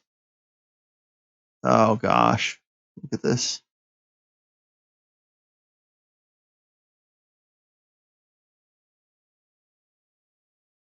That's lethal. I have to block. Game's over. So he soaks it, right? He soaks the damage, gets the kill. Oh, that's the ghost. Lige, do you see the ghost? That's the ghost from the season pass thing. And then of course, because you can never have too many lands. Yeah, that's great. Okay. Yeah, more land because you can never have too much land when you're like, I can't play it because if I play it, I tap out the mana and then I can't block with the 1/3 and I can't chump block and keep the game alive. But he should be able to crew, but he's only going to be able to crew one of them. Man, yeah, he definitely had momentum in this game. Did you notice how the last game, how quickly the opponent just kind of said, I've had enough of it. It almost like he was playing a few hands in and he's like, no, I'm not going to have enough engine power. Oh my goodness. And now he's like, well, which Rolls Royce do I roll out of the garage now? Yeah. Okay, so look at this. Past the blockers. All right, guys, I'm going to last one more turn, but that's all I can get is one more turn.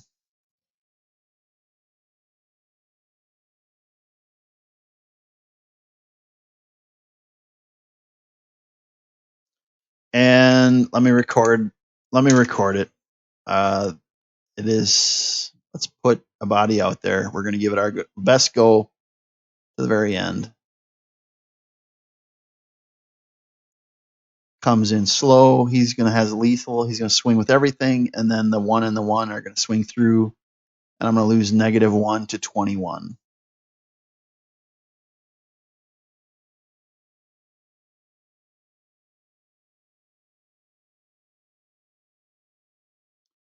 Oh, look at that!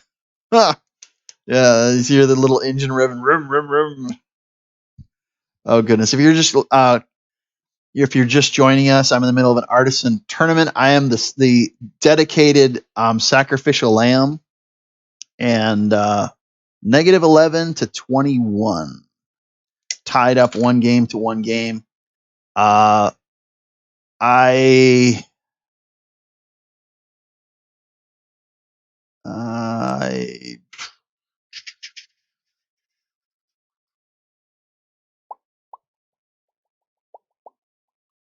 what do we do? What do we do? What do we do?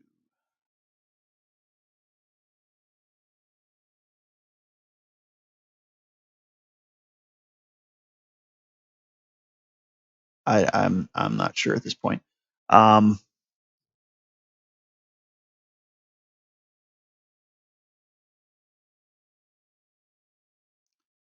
1:30, minute 30. Have to keep that. Have to. I've already substituted 4 cards. I would feel guilty if I substituted more cards.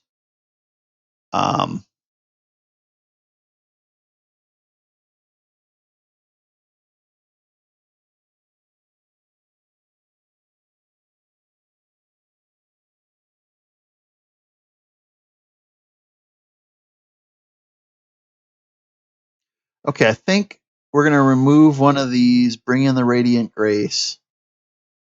I think we're gonna. I have to keep those. Have to keep those. I have to keep that. I have to keep that. I can remove one of these and bring in Orador. Maybe that's something. Evolving Wild. Let's bring in another. Let's give it a go with 28 seconds left. Tied 1 game to 1 game. I won the first game 30 to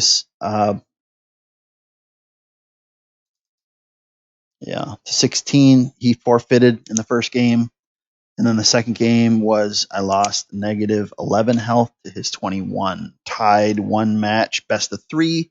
So this, ladies and gentlemen, is me playing for 7th or 8th place. I'm not sure which. And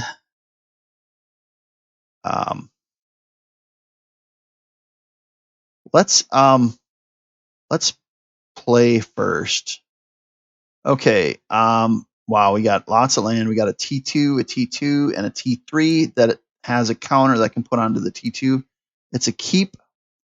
It is a keep. And let's bring out this. All right, his first deal is out. Prize made. All right. Kind of curious to see what the opponent is going to throw at us this game. Okay. He's going to bring out his tractor trailers. He's going to open up his garage here pretty quick. So let's do this. Let's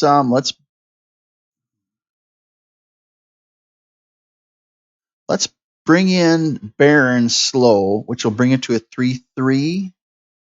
He's tapped. So let's bring this slow. That's going to bring it to a 3/3. Let's bring in Dax. He's going to come in slow, ready for next turn. He doesn't have enough damage. He's tapped out. He doesn't have a solution. He could double block. I guess he's going to let it go through.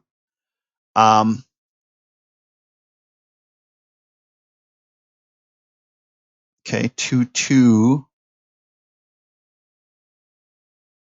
Okay, all right. Let me think. All right.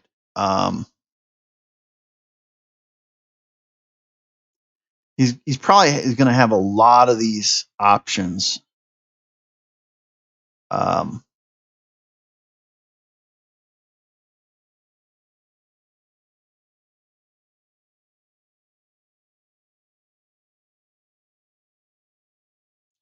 Let's take out the 6-3. I mean, I know he has more options. I know without a doubt he has more options, but has vigilance 3-4. Okay, I'm actually going to play this a little bit different. I'm actually going to put this on Dax because he can deal 3 damage. And then let's swing with Dax. He's going to let it go through. And then next turn, we're going to put the Mare counter on the Bridesmaid. Now he's probably going to bring out another tractor trailer. Another tractor trailer card. He's backing up the 4-wheeler. He's bringing the ATV out. Maybe he's bringing out the lawnmower. So this is a vehicle deck, right? So let's bring out our land. Let's bring out the Mare, right? So we're going to bring out the Mare, bring out cycling, and we could do. Let's put it on the Dax. Let's put it on the Dax because the Dax can survive. He's tapped out again. He's tapping out. He's tapping out. So he can't have enough. I got lifelink. Bridesmaid goes above the 3-3. Now what is this 3-4? Okay.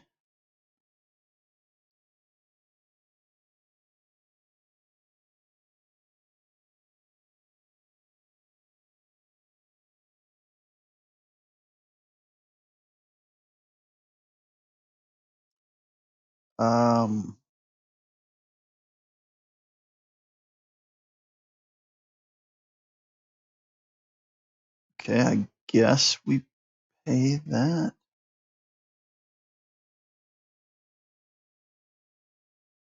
Oh, look at that. 4, 5, 6, 7, 8.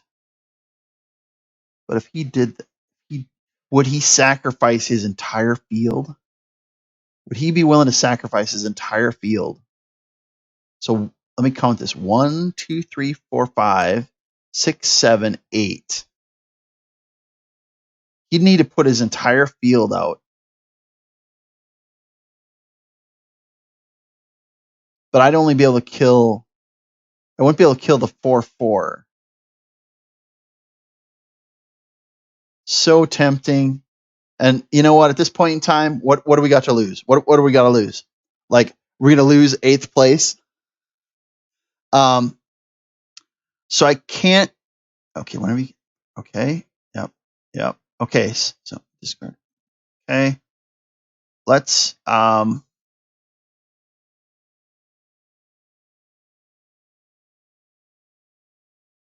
this was definitely the risk for me.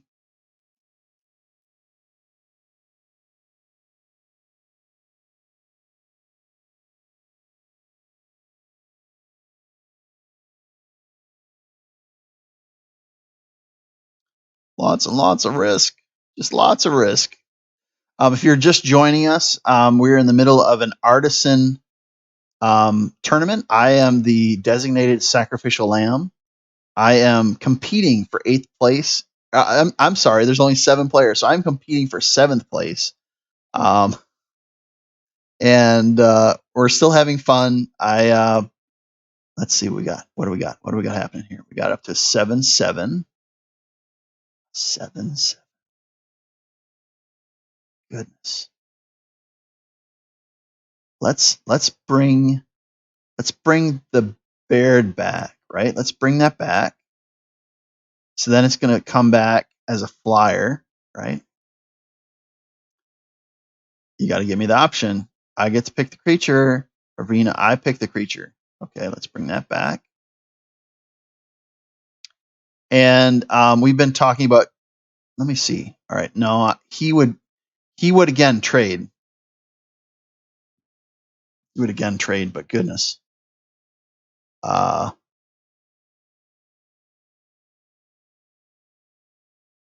He would again trade, but guess what? There's a crew 5 there. So next turn he swings with a 10-7. What kind of mess is that?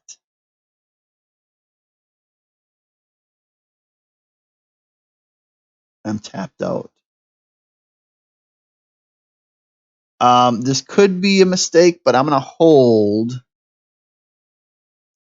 And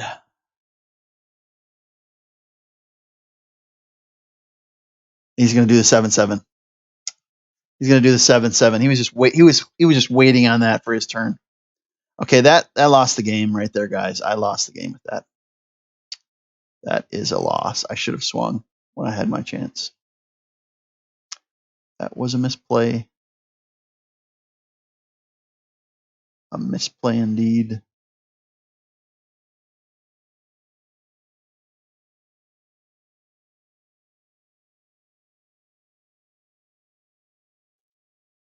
Come on, give me something. Give me something.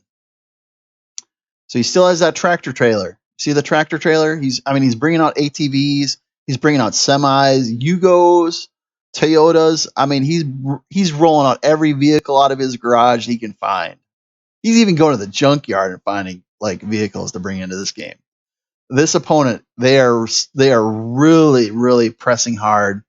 And I can't say I blame them. I mean, they're it's 1-1. You got to go all in. You know what I mean? But here's the thing: is he going to draw enough to kill my flyers? Because in two turns, I can swing.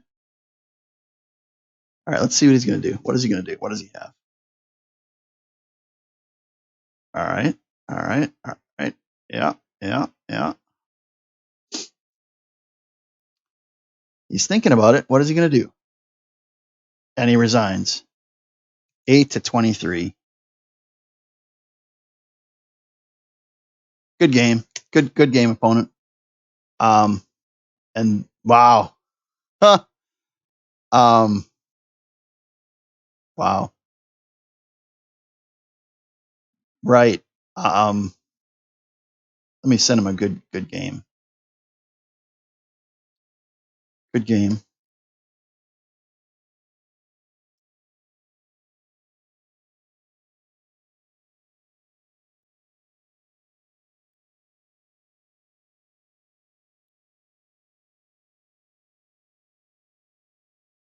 Okay, all right. So I gotta go. I gotta talk. Give me a second here. We're gonna talk about charity in just another minute, but I gotta go talk to the people in charge of our deal here. All right, is everybody in the land of the living?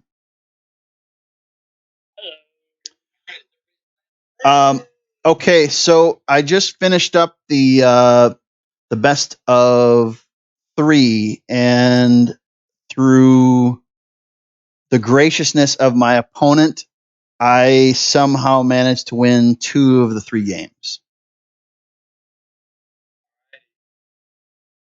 And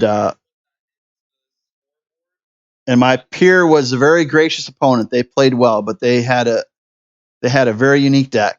And you know what? They did the best they could, and they did very well. They played well.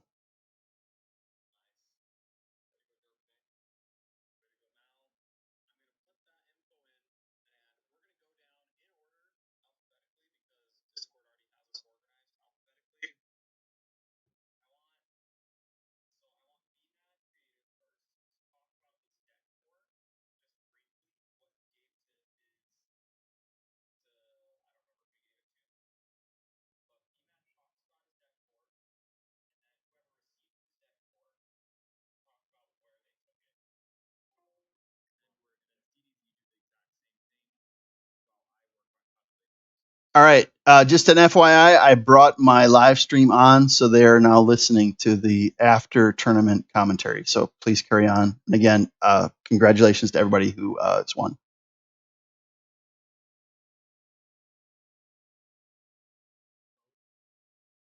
I did was blue, predominantly. It was 4 experimental pilots, 2 armed guard familiars, 2 patchwork automons, and 2 Tolarian terrors.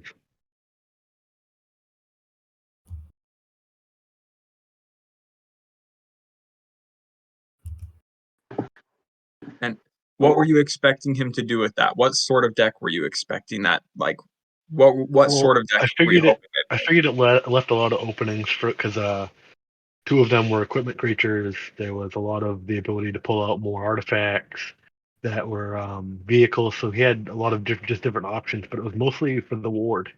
The ability to be protected at such low cost, plus the ability to look at something in the future, being able to get reduced cost by, because it was blues, swinging things back to their hand or counterspelling. And it was a slow down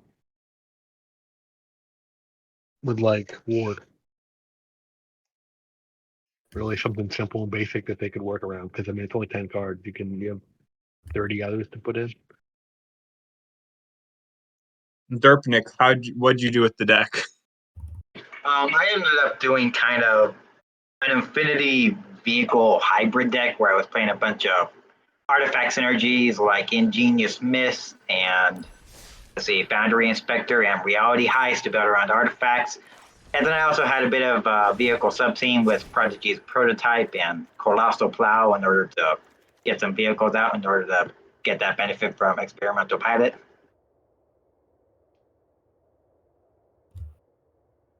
Although I did want to say one criticism I do kind of have of the 10 is that Tolarian Terror feels like a really oddball card that didn't really synergize with any of the other 8 cards in the deck, so I just ended up sideboarding it out every single time.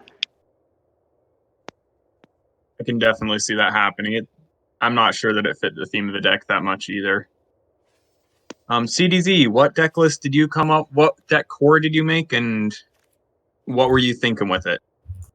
So I made a mutate core, and the idea, so mutate usually goes anywhere from 2 to 3 colors, and I think green is the mandatory color. So I went with a mono green mutate shell, and what I gave you was 4 copies of Ramp, which was the Migratory Greathorn, 4 copies of Swarming, which was the win condition, Auspicious Starix, and I gave you 2 copies of the what was it called? The egg.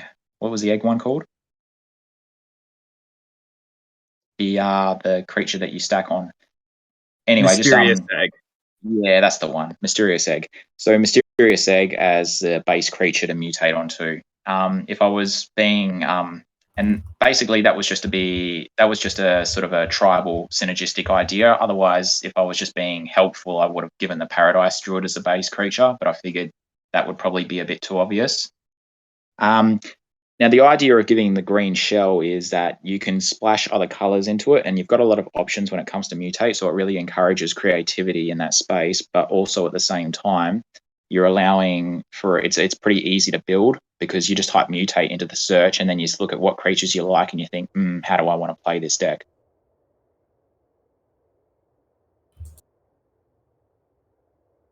So if I was to build it personally, go on. Yeah, I got this deck. Actually, you tell me what you'd build personally, what you would have done. So personally, it was obviously you go the Paradise Druid for green for the protection-based creature. Now, I'm in 2 minds these days about how I play it. Sultai was the original creation, but that was right when Ikoria launched. So, and in that standard season, you didn't have access to cards like the Vampire that you can give Indestructible for 4 life, or Adano Vanguard, sorry, and anything else that had inherent protection was human, so you couldn't mutate onto the human. These days, if I'm wanting to play the Swarm variant, I would just go straight Simic, and then I would have creatures that obviously give me my ramp, and then Dreamtail Heron for card advantage, Auspicious Starix for the swarming aspect of the deck, and then You'll have Parcel Beast as well as another form of card advantage, and then I would just be running Patchwork Automaton and Paradise Druid as my protection base creatures, and then I would also have maybe Llanowar Elves as a 1-drop, because sometimes you can get stuck on mana. So I think 12 base creatures is a good balance for the deck. You can also add, so you had the idea of running the symbiote, which I think is quite good. However, you can run out of cards quite quickly if you have multiple of those on the field. So yeah, Sultai is probably my favorite variant of the deck, because you've got both the swarm aspect and the you got the swarm aspect, you got the protection aspect, but you also have the card advantage aspect, which the Abzan version lacks. So that's probably how I would make the deck. And yeah, I would focus more on having the card advantage, the swarm, and the insatiable hemophage as the finisher, and then all the other I would also put a few copies of the Shore Shark in, but all the other situational mutate creatures, that's discard cards or sacrifice creatures, I would put those in the sideboard, and then just inherent stuff to deal with the opponent, whether it would be graveyard exile or enchantment removal, stuff like that. So that's pretty much what I took and what I did. It was a very easy deck list to build. I just searched up Mutate, grabbed most of the good ones. I went Sultai. I made one huge blunder, though.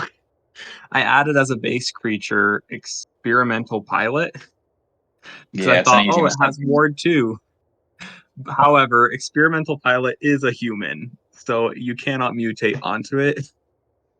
So I just had a random Experimental Pilot. It actually came up in one game where I was able to get a Mind Link mech and was able to use that to get lethal.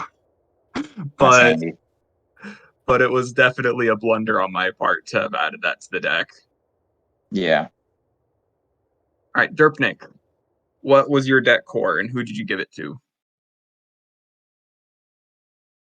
All right, so the deck core I had was 4 God Pharaoh statues, 4 renowned weaponsmiths, and 2 meteor golems. I ended up giving it to sorry if I mispronounced your name, but Malvaro. And the idea of the deck was just kind of to be able to try to ramp into God Pharaoh statue really quickly, and using renowned weaponsmiths to be able to help you with that, since it can add 2 mana, and it can add 2 colorless mana that can really help get out your God Pharaoh statue early. That core hurt my soul. Carry on. It hurt my soul. Carry on. The idea of the deck was basically just to get God Pharaoh statue as quickly as possible out, and then playing a bunch of other things to ramp and a bunch of other ramp payoffs. So you could play you could play growth spirals and stuff like that in order to ramp into all your big threats, and also a God Pharaoh statue in order to make sure that your opponents kind of really slow them down and hinder them.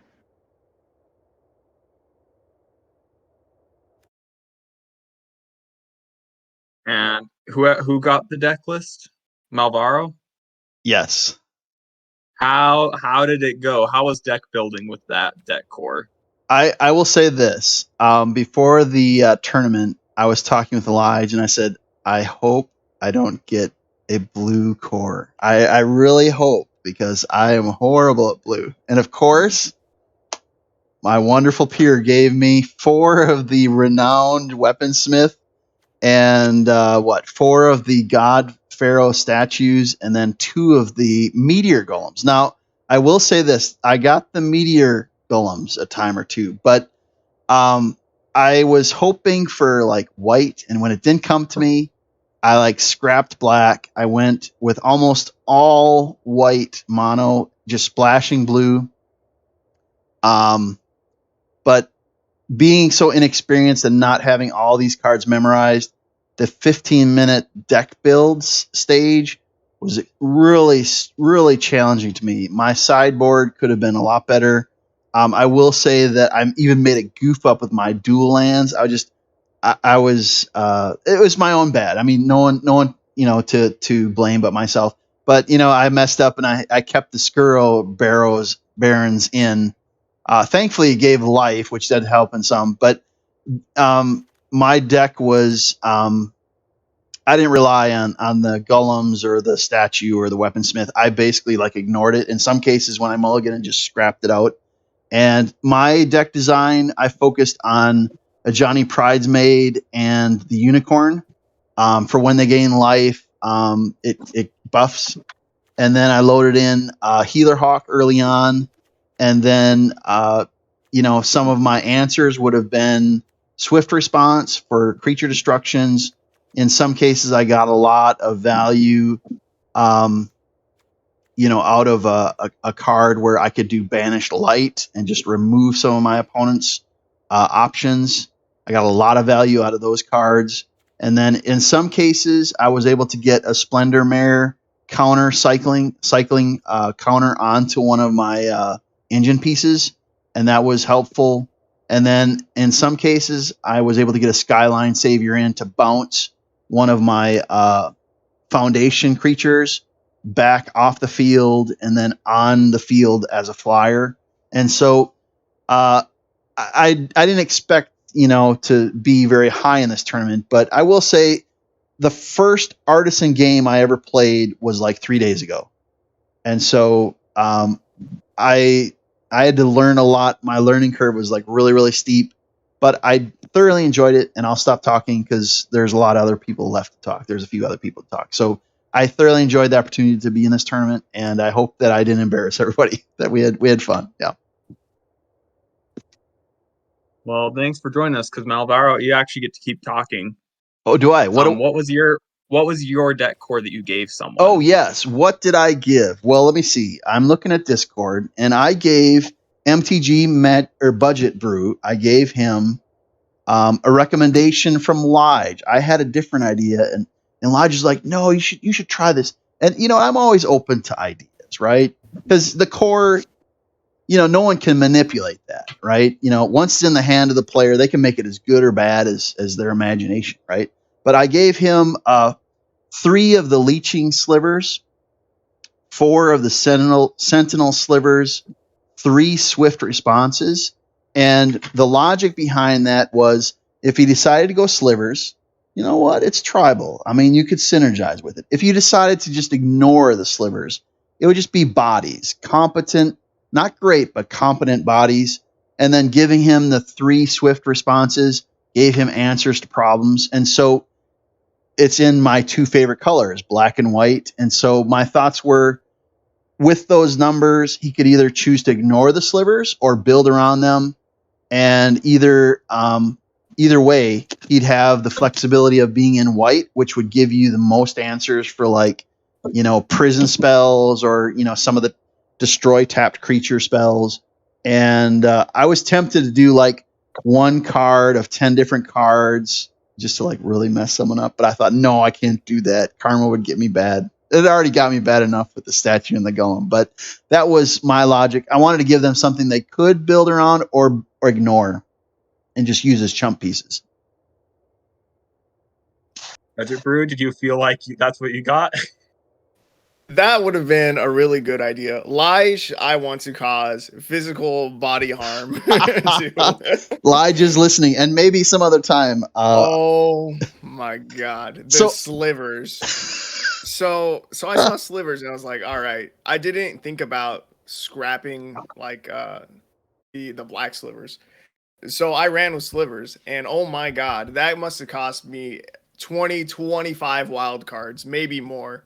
Like, it cost me a ton of wild cards to build slivers. It was incredibly rough.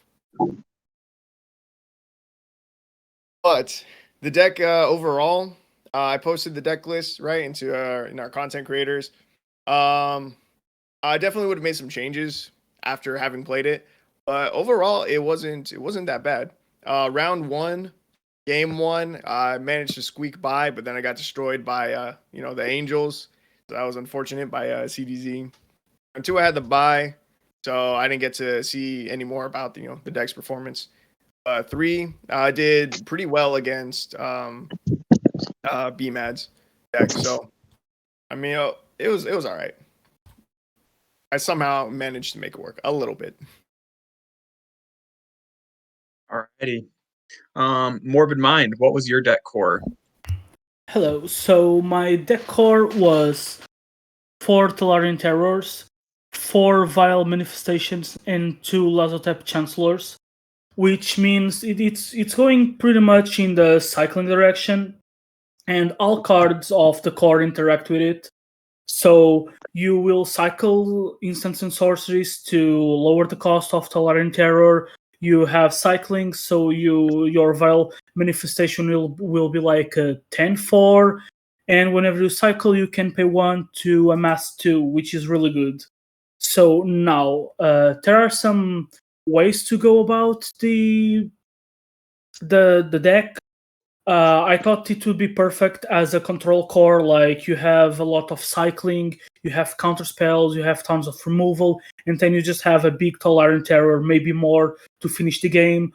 And if your graveyard gets wiped, you just have Lasso Tap Chancellor. You keep making big zombies with MS 2, one big zombie and stuff like that.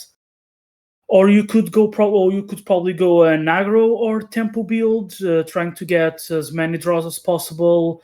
Use the Tolarian Terror. Use for example, the mini Tolarian Terror that grows when you have 8 spells or more. The Drake and things like that. So yeah, that's my opinion on the core. Be mad. What did you do with this core?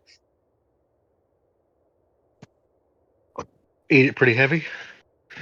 I didn't have much into cycling at all. I think I had 3 cards in total cycling in my whole collection. I had to amass all those cards to begin with. I think I had 1 of them. I tried to follow a zombie path with it because it's really the only route I had. I thought afterward that I should have leaned towards ninja discards, but I couldn't figure out how to get that path in 15 minutes. So I was like, I got to do what I can build, and it was zombie. That's really all I had. I don't, you guys have seen my styles. It's not blue-black. Yeah, this is definitely a big challenge for you, Be Mad. Having to play a Give me a week. 2-color deck. Oof. Yeah, and it had 18 lands. 18 lands. Ew. Way too many. It really was. If I'd had more instants in either category, I think I would have done better, though, because I think the whole plan at the end, once I relooked at the deck, I was like, oh, I could have gone a completely different way with this, because I had other cards that would have matched it, not synergized so well, but matched at least what's that the Terror could have done. There's that zombie that does a similar thing with body count in the graveyard, and it's Death Touch. I was like, well, I could have leaned that way heavy instead, but my sideboard for it was pretty much creature removal, more spells, and then I'd remove that stupid. I don't know why I put him in there to begin with, that Centaur, because I found him to be very useless. All right. Really all I MTG did. budget crew. What deck core did you make? The deck core I made was 3 copies of Unruly Mob, 4 copies of Flaming Fist Officer, and 3 copies of Divine Gambit. So Unruly Mob is 1 in a white, or I think a 1/1, and whenever another creature dies, you get a +1/+1 counter on it. Flaming Fist Officer is 2 in a white for 2/2, and whenever another creature you control leaves the battlefield, put a +1/+1 counter on Flaming Fist Officer. And then Divine Gambit is 2 white for a sorcery that says exile target artifact, creature, or enchantment opponent controls. That player may put a permanent card from their hand onto the battlefield. Divine Gambit, I was very excited about. I thought it could lead to some very interesting games. But so if I was gonna try to build this deck, I had 2 ideas in mind that I think you could have gone with for the creatures.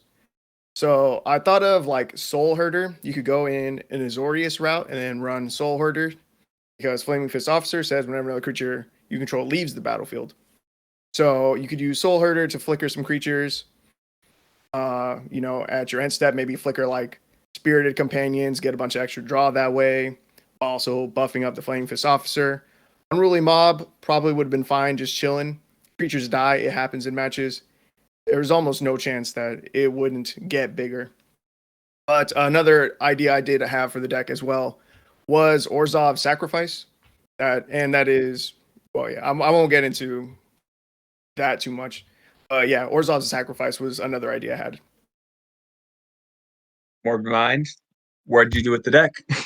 So I went with the Orzhov Sacrifice. I had a bunch of 1 mana cards that left a token, so I could sacrifice and then sacrifice tokens. A bunch of sacrifice and draw cards like Sacrificial Rites and the other one from Forgotten Realms.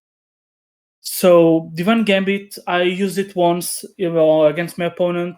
It resulted in the opponent using an island, but usually after the first game I just sideboarded it out because the card is not very good. Flaming Fist Officer was the other card that I threw out a lot for more removal and stuff like that, because a 3-mana 2/2 is not good, and it either gets removed as soon as it enters battlefield, or it doesn't grow. It's too late to grow, unlike Unruly Mob, which I did manage to get a 5/5 Unruly Mob, which hits quite hard and can shield out in the back to protect my face. And the best card on the deck was easily Bastion of Remembrance for 3 mana. It puts a token on the battlefield, and whenever a creature of mine dies, I gain 1 life, and each opponent loses 1 life. So I had 2 on the battlefield, 3 on the battlefield, and usually that's GG.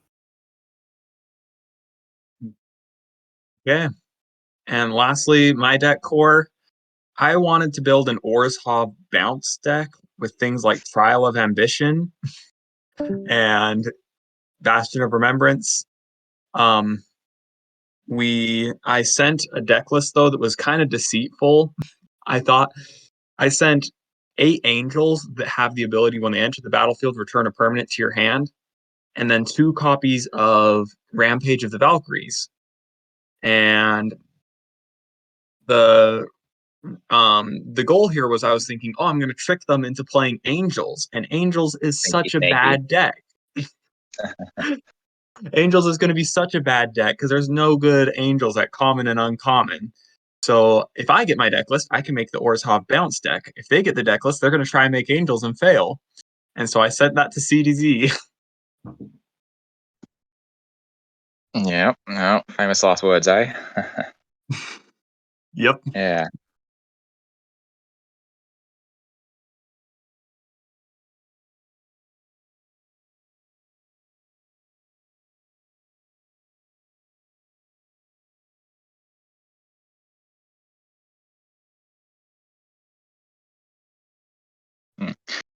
The way I made a video detailing the deck list, and once I've finished editing the audio with that, I'll send it to Rooker. So if he puts it up, you guys will all have access to that if you can see it through his YouTube channel. So originally when I looked at it, I thought, you know what, I might try and ignore the Rampage of the Valkyries and just leave it as a dead card and then try and make Azorius Angels. But I found that there were enough white flyers that I could use. And then and even though I knew that there was a bit of a bounce synergy, I just thought, all right, so if I just focus on the Overseer, which draws a card and gains a life, and the Rampage itself as the bounce targets, and also the 1 mana Angel that I had, so that could buff up the 2-drop that gains +1/+1 each time an Angel enters the battlefield. If those are my targets, then I should have a fairly consistent deck. And then it's essentially sort of like a mid-rangey aggro deck, and then all I had to hope was that my opponent wouldn't be able to wipe my board before I was able to leverage a Rally of Wings. So yeah, there wasn't the black in the deck only really served as, well, obviously for Rampage of the Valkyries, but also just for removal. And there was one, I had the Foretell Angel in there as well. Yep. Well, with that out of the way, let's go through the top 7 players of this tournament. In 7th place, we had Morbid Mind, who did really well with his Orzhov Sacrifice deck, but I believe he went 1 and 2 every single round. So he felt close, but just never lucked out. Up in 6th place, we've got BMAD Creative, who was playing a cycling deck that just didn't quite go as planned. It was he didn't play the cycling deck. He played Zombie Tribal when he was given a cycling deck thing because he just didn't have the wild cards. In 5th place is Derpnik, and I cannot remember what Derpnik was playing. Affinity. Oh yeah, you were playing Affinity / vehicles. Kind of a cool split deck. I played against it. It was very interesting to see I almost got Colossal Plowed at some point, so that was fun. Then in 4th place, we have Budget Brew running Slivers. Just a solid all-around Abzan Slivers list. 3rd place, we got Malvaro. Malvaro was playing crazy. The sacrificial lamb. Sacrificial lamb. Malvaro, you actually did rather well. Your only loss was to CDZ, who made it to the finals. And so you went 2-1 with your crazy heavy pile that you turned into mostly a white deck. You turned it into a life gain deck because why not? In 2nd place, all right. So the finalists were Rooker and CDZ, and in 2nd place was Rooker. I got 2nd place playing Mutate, which leaves our winner CDZ with Aggro Angels, Orzhov Angels. Woo! Well, yeah. My plan backfired hard. I got wrecked entirely by that. And CDC, kudos to you, man. I'm telling you what, all the players, although I didn't get to see the gameplay, all of you guys did a great job. No matter what happened, there were some technical difficulties, but we should consider this an absolute success. We all had fun, and again, Yeah, I don't feel bad losing to CDC in his Angels deck. He piloted well. I'm telling you what, you have to watch the YouTube, but he made some value plays right there. Kudos on to all. Y'all did great. So, question: what should change? Yeah, I have some feedback. I think this will be beneficial to a lot of the guys here. Is if we do Explorer instead of Historic, is a lot less likely to be a wild card drain, and also not so much then the wild cards that we do spend are on cards that we are likely to use again in the future for something else. That's a huge feedback. I agree wholeheartedly with that. I think we should do Explorer in the future. Because it cuts out all the stuff from Alchemy that a lot of people won't ever use, and a lot of the modern Horizon stuff that people probably won't use, and just stuff like that. Yeah, that's big. Was 15 minutes enough to do deck building? Do you feel like that was a good pressuring amount of time, or was it too restrictive? I think it was good. Pressure. I could have used another 5. I think it was good enough because it gave you enough time to get a good, seam around your deck, but also applied enough pressure where you were on a time limit. From my perspective, I think I'm the least experienced of all the players. If I had more experience in the format, I'd feel like, that 15 would be fine. But if you bring in more inexperienced players into the format and they don't have a strong historic knowledge or a strong artisan knowledge, they'd be pressured not to build the main deck, but they'd be pressured to build the sideboard. The sideboard was I found to be a challenge, and I got it done, but there was few little bloopers that probably I would have avoided if I would have been more experienced. So from my perspective, 15 was really, really pushing it for me. But I know for the experienced players, they probably had something really good in place, in 10 minutes. So I think 15 is a nice sweet spot. I think as well, if you were to go to, sorry, go on. Okay, if you were to go to the Explorer format as well, it would be a lot easier to come up with a deck list as well. That's a fair point. And then we lose out my precious soul herders. No soul herders. Don't touch my babies. I think one more of a logistical matter, but I think one thing that could improve the efficiency, especially between games, not from the live streaming perspective, but just the coordination, is if before a tournament everybody posted all of their Magic Arena IDs. Everybody post, you know what I mean? So that, everybody's locked in and has their friend possible matches already locked in. And, I think that would some of that definitely help. sharing, I do like how the room worked because I had my iPhone off on the side. Everybody muted out during matches. And then like the host, which was Rooker, then came on and said, hey, how is everybody doing? Like, is everybody done? And I think that had very little impact. Everything went smoothly from a live stream perspective. And but I think maybe like having the IDs, I kind of goofed up with one of my opponents, but it's all good. But maybe that might help with logistics. Yeah, we should friend each other prior even. Yeah, I think we should all send out friend requests before the tournament next time. Other big thing that I was curious about, there was a lot of waiting in between rounds for some people. I was playing Mutate, so when I won really fast, it felt like. But would you guys like to do something akin to a ladder? I've tried this once before and it wasn't a huge success. But I'm wondering, what if we just had people firing off matches constantly? Then each individual would have their own like better live stream without having to wait as much, but it would be a bit more of a jumbled tournament and it would be harder to calculate who won at the end. I don't know. Does that sound like something better or worse to you guys?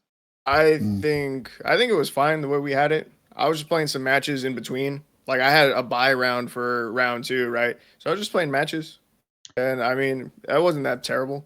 The other thing, and I'll comment on that. Even though like I sat out like the first round, which is perfectly cool, can't lose a bye, right? But anyhow, I'm setting that aside. Even if there is downtime, if you're live streaming, the benefit, the downside is that you're waiting, right? And you're like, well, I got stuff to do, and obviously we're 4 hours in, almost 4 hours in. But the benefit is that if you're down, right, you're down waiting, you can engage with your audience, and so you could be talking about, man, my last opponent, they really did this well. The one thing we're gonna have to do with the sideboard is this, and you might be engaging with your viewers during downtime. So you can't really think of it like, oh, I'm sitting there waiting at the DMV, waiting for my number to come up, as much as I may not be playing, but I can repurpose this time for the live streaming aspect. So for me, like during my matches, except for like one or two, while I'm waiting for my opponent, I'm like talking about charity, like the Extra Life charity. And I'm like talking about how people can go do charity. And I just use some of that time to, not only engage with my audience, but also talk about, a little side thing where, hey, it's a charity that you can give to, we're approaching the holidays. And so from my perspective, I don't see it as like, sitting at the DMV waiting for my number as much as I can take a breather. I can, sip my Coke Zero. I can eat some popcorn. I can engage with my audience, and it's still productive time. I'm just not in a game. That's my perspective on it. Derpnik, you looked like you wanted to say something. I think I kind of forgot it by now, but a few things. Number one, I think just having to wait downtime between games is just kind of an unavoidable thing because some players are going to be playing like, model red aggro trying to kill you on turn 4. Other players are going to be playing like, 40 fatal pushes or whatever. Infinite so there's control. Always going to be some decks go at different speeds, so it's going to be unavoidable that there is going to be a lot of downtime for some players due to just some decks being a lot slower than others. And the other thing is I'm really excited for when we do this again. This was definitely a lot of fun, and it requires you to do some creative things whenever you play with cards that you might not otherwise play with. And third thing, I am probably going to be sending the exact same core next time we do this, just because it kind of got entirely ignored. So I do actually kind of want to see how it does. I'm interested in why Renowned Weaponsmith, honestly, but the idea is just kind of ramp into your big artifact threats. Oh yeah, it can ramp. I forgot it does that. Oh man, it's so slow. So slow. Even with the ramp, it's pretty slow. First-hand experience, in my opinion, pretty slow. That's why Well, with that feedback, next time we'll do Explorer. Next time, I don't think we'll change much else besides doing Explorer. We'll do the 15 minutes of deck building. Everybody was 10 card deck cores big enough? Yeah, I say think so. so. Yeah, I think that's a good It number allows you because to- I think it's a good number because it's big enough that it reveals a potential game engine, but I think it's small enough that if you have cards you feel are like dead value, you're not crippling the deck you pick. And then one Fair of my viewers who's like listening in the background, he's suggesting if it's possible expand the bracket. He's like, man, I'd like to be. So remember that we're like the first goal, right? The first time we're like all the guinea pigs, like doing this for the first time. But as time progresses, we should also consider the possibility of like widening the bracket, and then we might be able to also draw some people into the community, and then it becomes, as Rooker said, maybe we can bring in like people who already have established presence, and it just further builds the community, right? Yeah, Just I'd something, love to pull big streamers into Artisan. That'd be so much fun. just something to consider. Maybe we can expand brackets. I do have an idea as well. I think I would like us to post our cores like into the chat, like as we're getting ready. Maybe right before we announce the matchups, or maybe right after. I think posting them would, one, allow us something that we could talk about and look at during downtime, and then two, I don't think it'll affect the decks that we build, because I definitely would not have had time to look at everyone else's deck list and all those cards and try to build around that. There's no way I would have been able to. That's true. Because the other thing, the other thing is, strategy in that. the other thing is maybe if even if we posted, I mean, this is like out of the box. We're thinking out of the box, but even if everybody posted their core, say like a day before, and hear me out, if you did it a day before, you still don't know what core you're going to end up with, but you kind of, oh well, if I get this, I might could do this. If I get, and I guess it all depends on if you really want to really put the pressure on to like build something like right on the fly. But at the very least, I agree with what was just said. Even if it's just like a little bit before the tournament, so you have a little bit of an idea of what you might get, maybe. I'm going to be the disagreeing factor here, and that's because my thought on this is if you can see all of them, general colors, and that gives you a huge advantage as to where to lean your sideboard at the very least. Okay, one of my And I viewers. think that's fine though. One I of my. think it's fine. No, go ahead. I'm sorry. I think if you have the time, if you're fast enough deck builder that you have the time to look at everyone else's and start building your sideboard around it, I do think that there should be some reward for fast deck building for this. I meant the day before. Like, I think. Oh yeah, not the day before. I don't No. think that the day before would work. I think everybody posting it in a group chat instead of direct messaging. Yeah, I think maybe even the very first game, so that if you have downtime, then that's your advantage. I mean, you either lost the downtime or you won the downtime. Yeah, I think it would also help with finding your Mini core. So, like buys. we don't have to message our opponent directly and then send them the deck core. They can just go into the chat and then find whoever's core you got, and it's already posted there. You just grab it and you go. Fair enough. Yeah, and I guess I can yield on the one day. That's probably a bit much. One of my viewers suggested if you want to keep the surprise but still have the possibility of having a little bit of an idea of what might come your way, is instead of posting the core, you post the color. Like, I'm posting a black white core, I'm posting a mono green, and it's not necessarily revealing the cards that you'll end up with, but it still psychologically gives you a possible you could idea. even go as far as to say creature types or like the type of the card itself, artifact, or. But that might be a way where you could give a little bit more lead time without revealing the actual cards themselves. You could also be psychologically tricking them into thinking different ones. I mean, so I don't think there's enough benefit to make that worth doing, because it would require a more preparation time before beforehand for everyone, and it really little information like that I don't think would actually be that helpful. Well, you guys are the pros, so you would know. I'm just a sacrificial lamb. I appreciate the brainstorming now. No, it's all good. CDZ. It's all so good. CDZ, you keep looking like you're trying to say something, or you may just be typing on Oh, your keyboard. sorry. I think I've got some feedback in the background. It's all good. Okay, never mind. Oh, planes flying over the house. That's what it is. Gotcha. All right. Okay, so overall, would we want to post the cores again? Maybe right after Rooker tells us who our matchups are, we all go into the chat and then just post our cores again and make it easier for someone to go grab it and then hop into the deck building.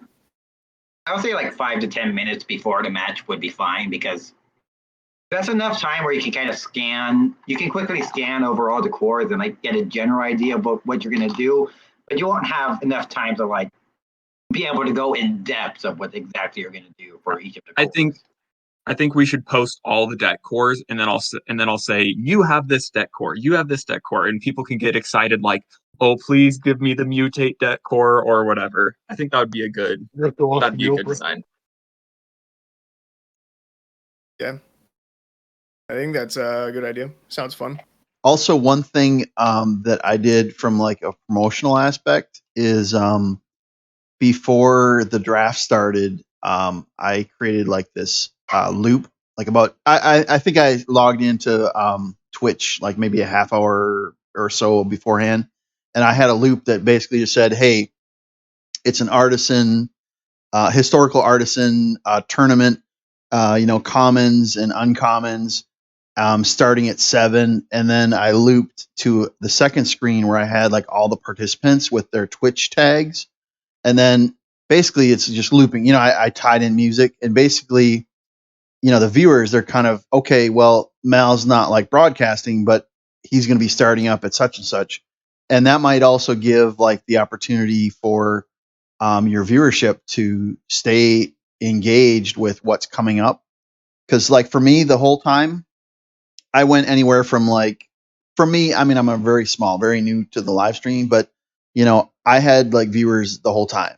There wasn't any time where I dropped to 0. Like I always was, 2, 3, 1, just kind of fluctuating, which for me is, it's, I think, the promotional aspect is important too, because when you get to the YouTube editing stage, you can have that as a part of your intro, and then just overlay audio like, hey, on such and such day we had this event and we had these great players that are really passionate about Artisan, and feel free to like enjoy this live stream where we talk about and play with these decks, and it gives you this visual at the editing stage.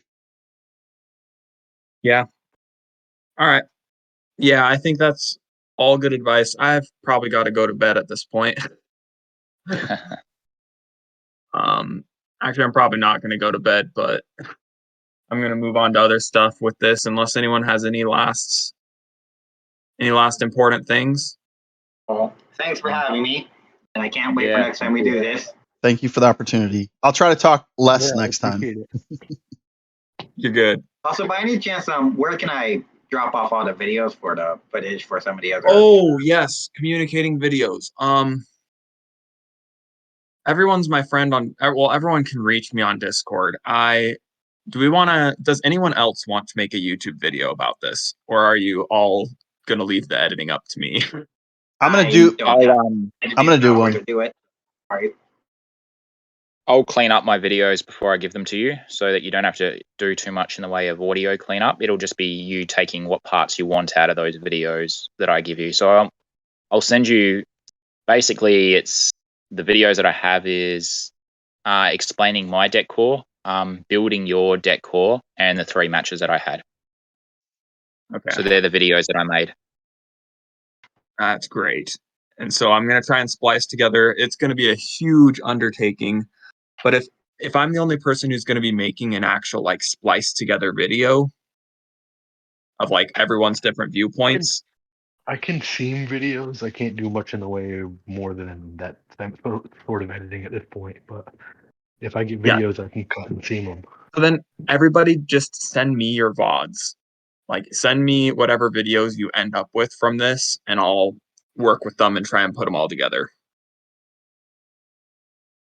That'll be, I'll take that responsibility. Just if you guys can send it directly to me through like Discord messages, or I guess that'll be too big of a video, but like, would you like it chopped up into individual games? Do we got like a Google storage site? Yeah, you know what? Email. I do have an email. It's rookermtg at. I'll put it in the.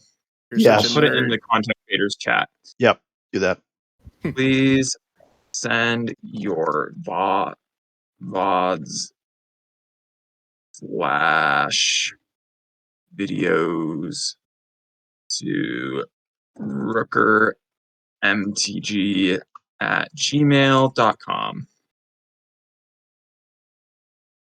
And it's honestly going to take like multiple weeks before I finally get everything together.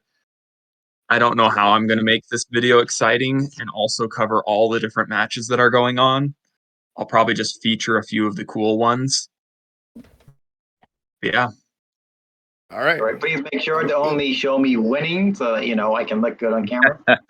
Nice. You only see me like twice. Alrighty. Nice. With that, I think everybody have a great night. Thank you so much for the invite. Right. It was a great time. Thank you. Y'all have a wonderful evening. Yeah, bye guys. Thanks for participating. Or morning for CDZ. Thank you, everybody. Be good. Cheers.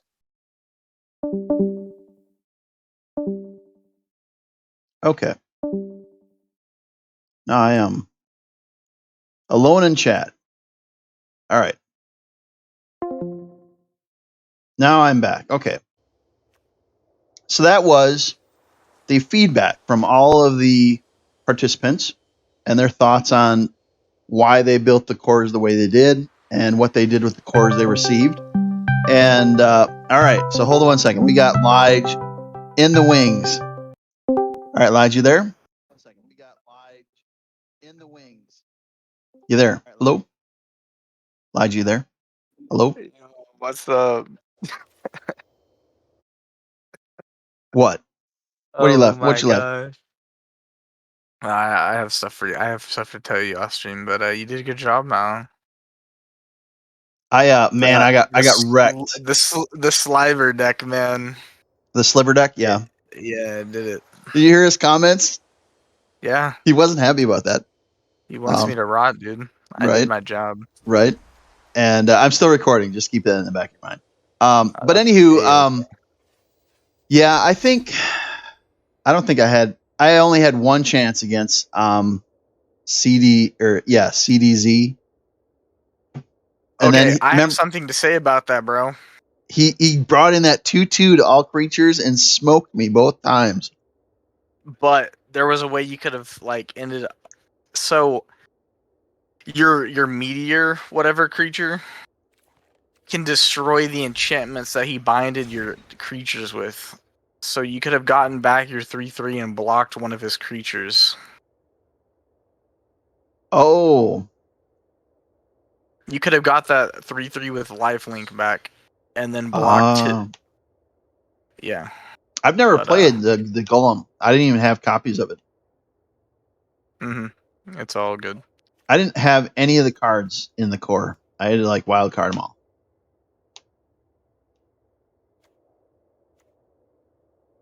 But I thought it was good. I don't know how I got the place that I did, but I don't know. I was just thankful for the opportunity, and I think it kept discussion. There was a good amount of humor. I tried to be humorous and got to talk about charity a little bit. That was nice. Yeah, Unbroken. You know what? Let me hold on 1 second. Just hold your horses. Just hold all those horses. Let me get something. Hold on 1 second. I'm going to Discord. And all right, give me a second. All right, I need this. All right. Okay. Give me a minute. I'm doing something productive. Just give me a moment here. Things go slow, sometimes.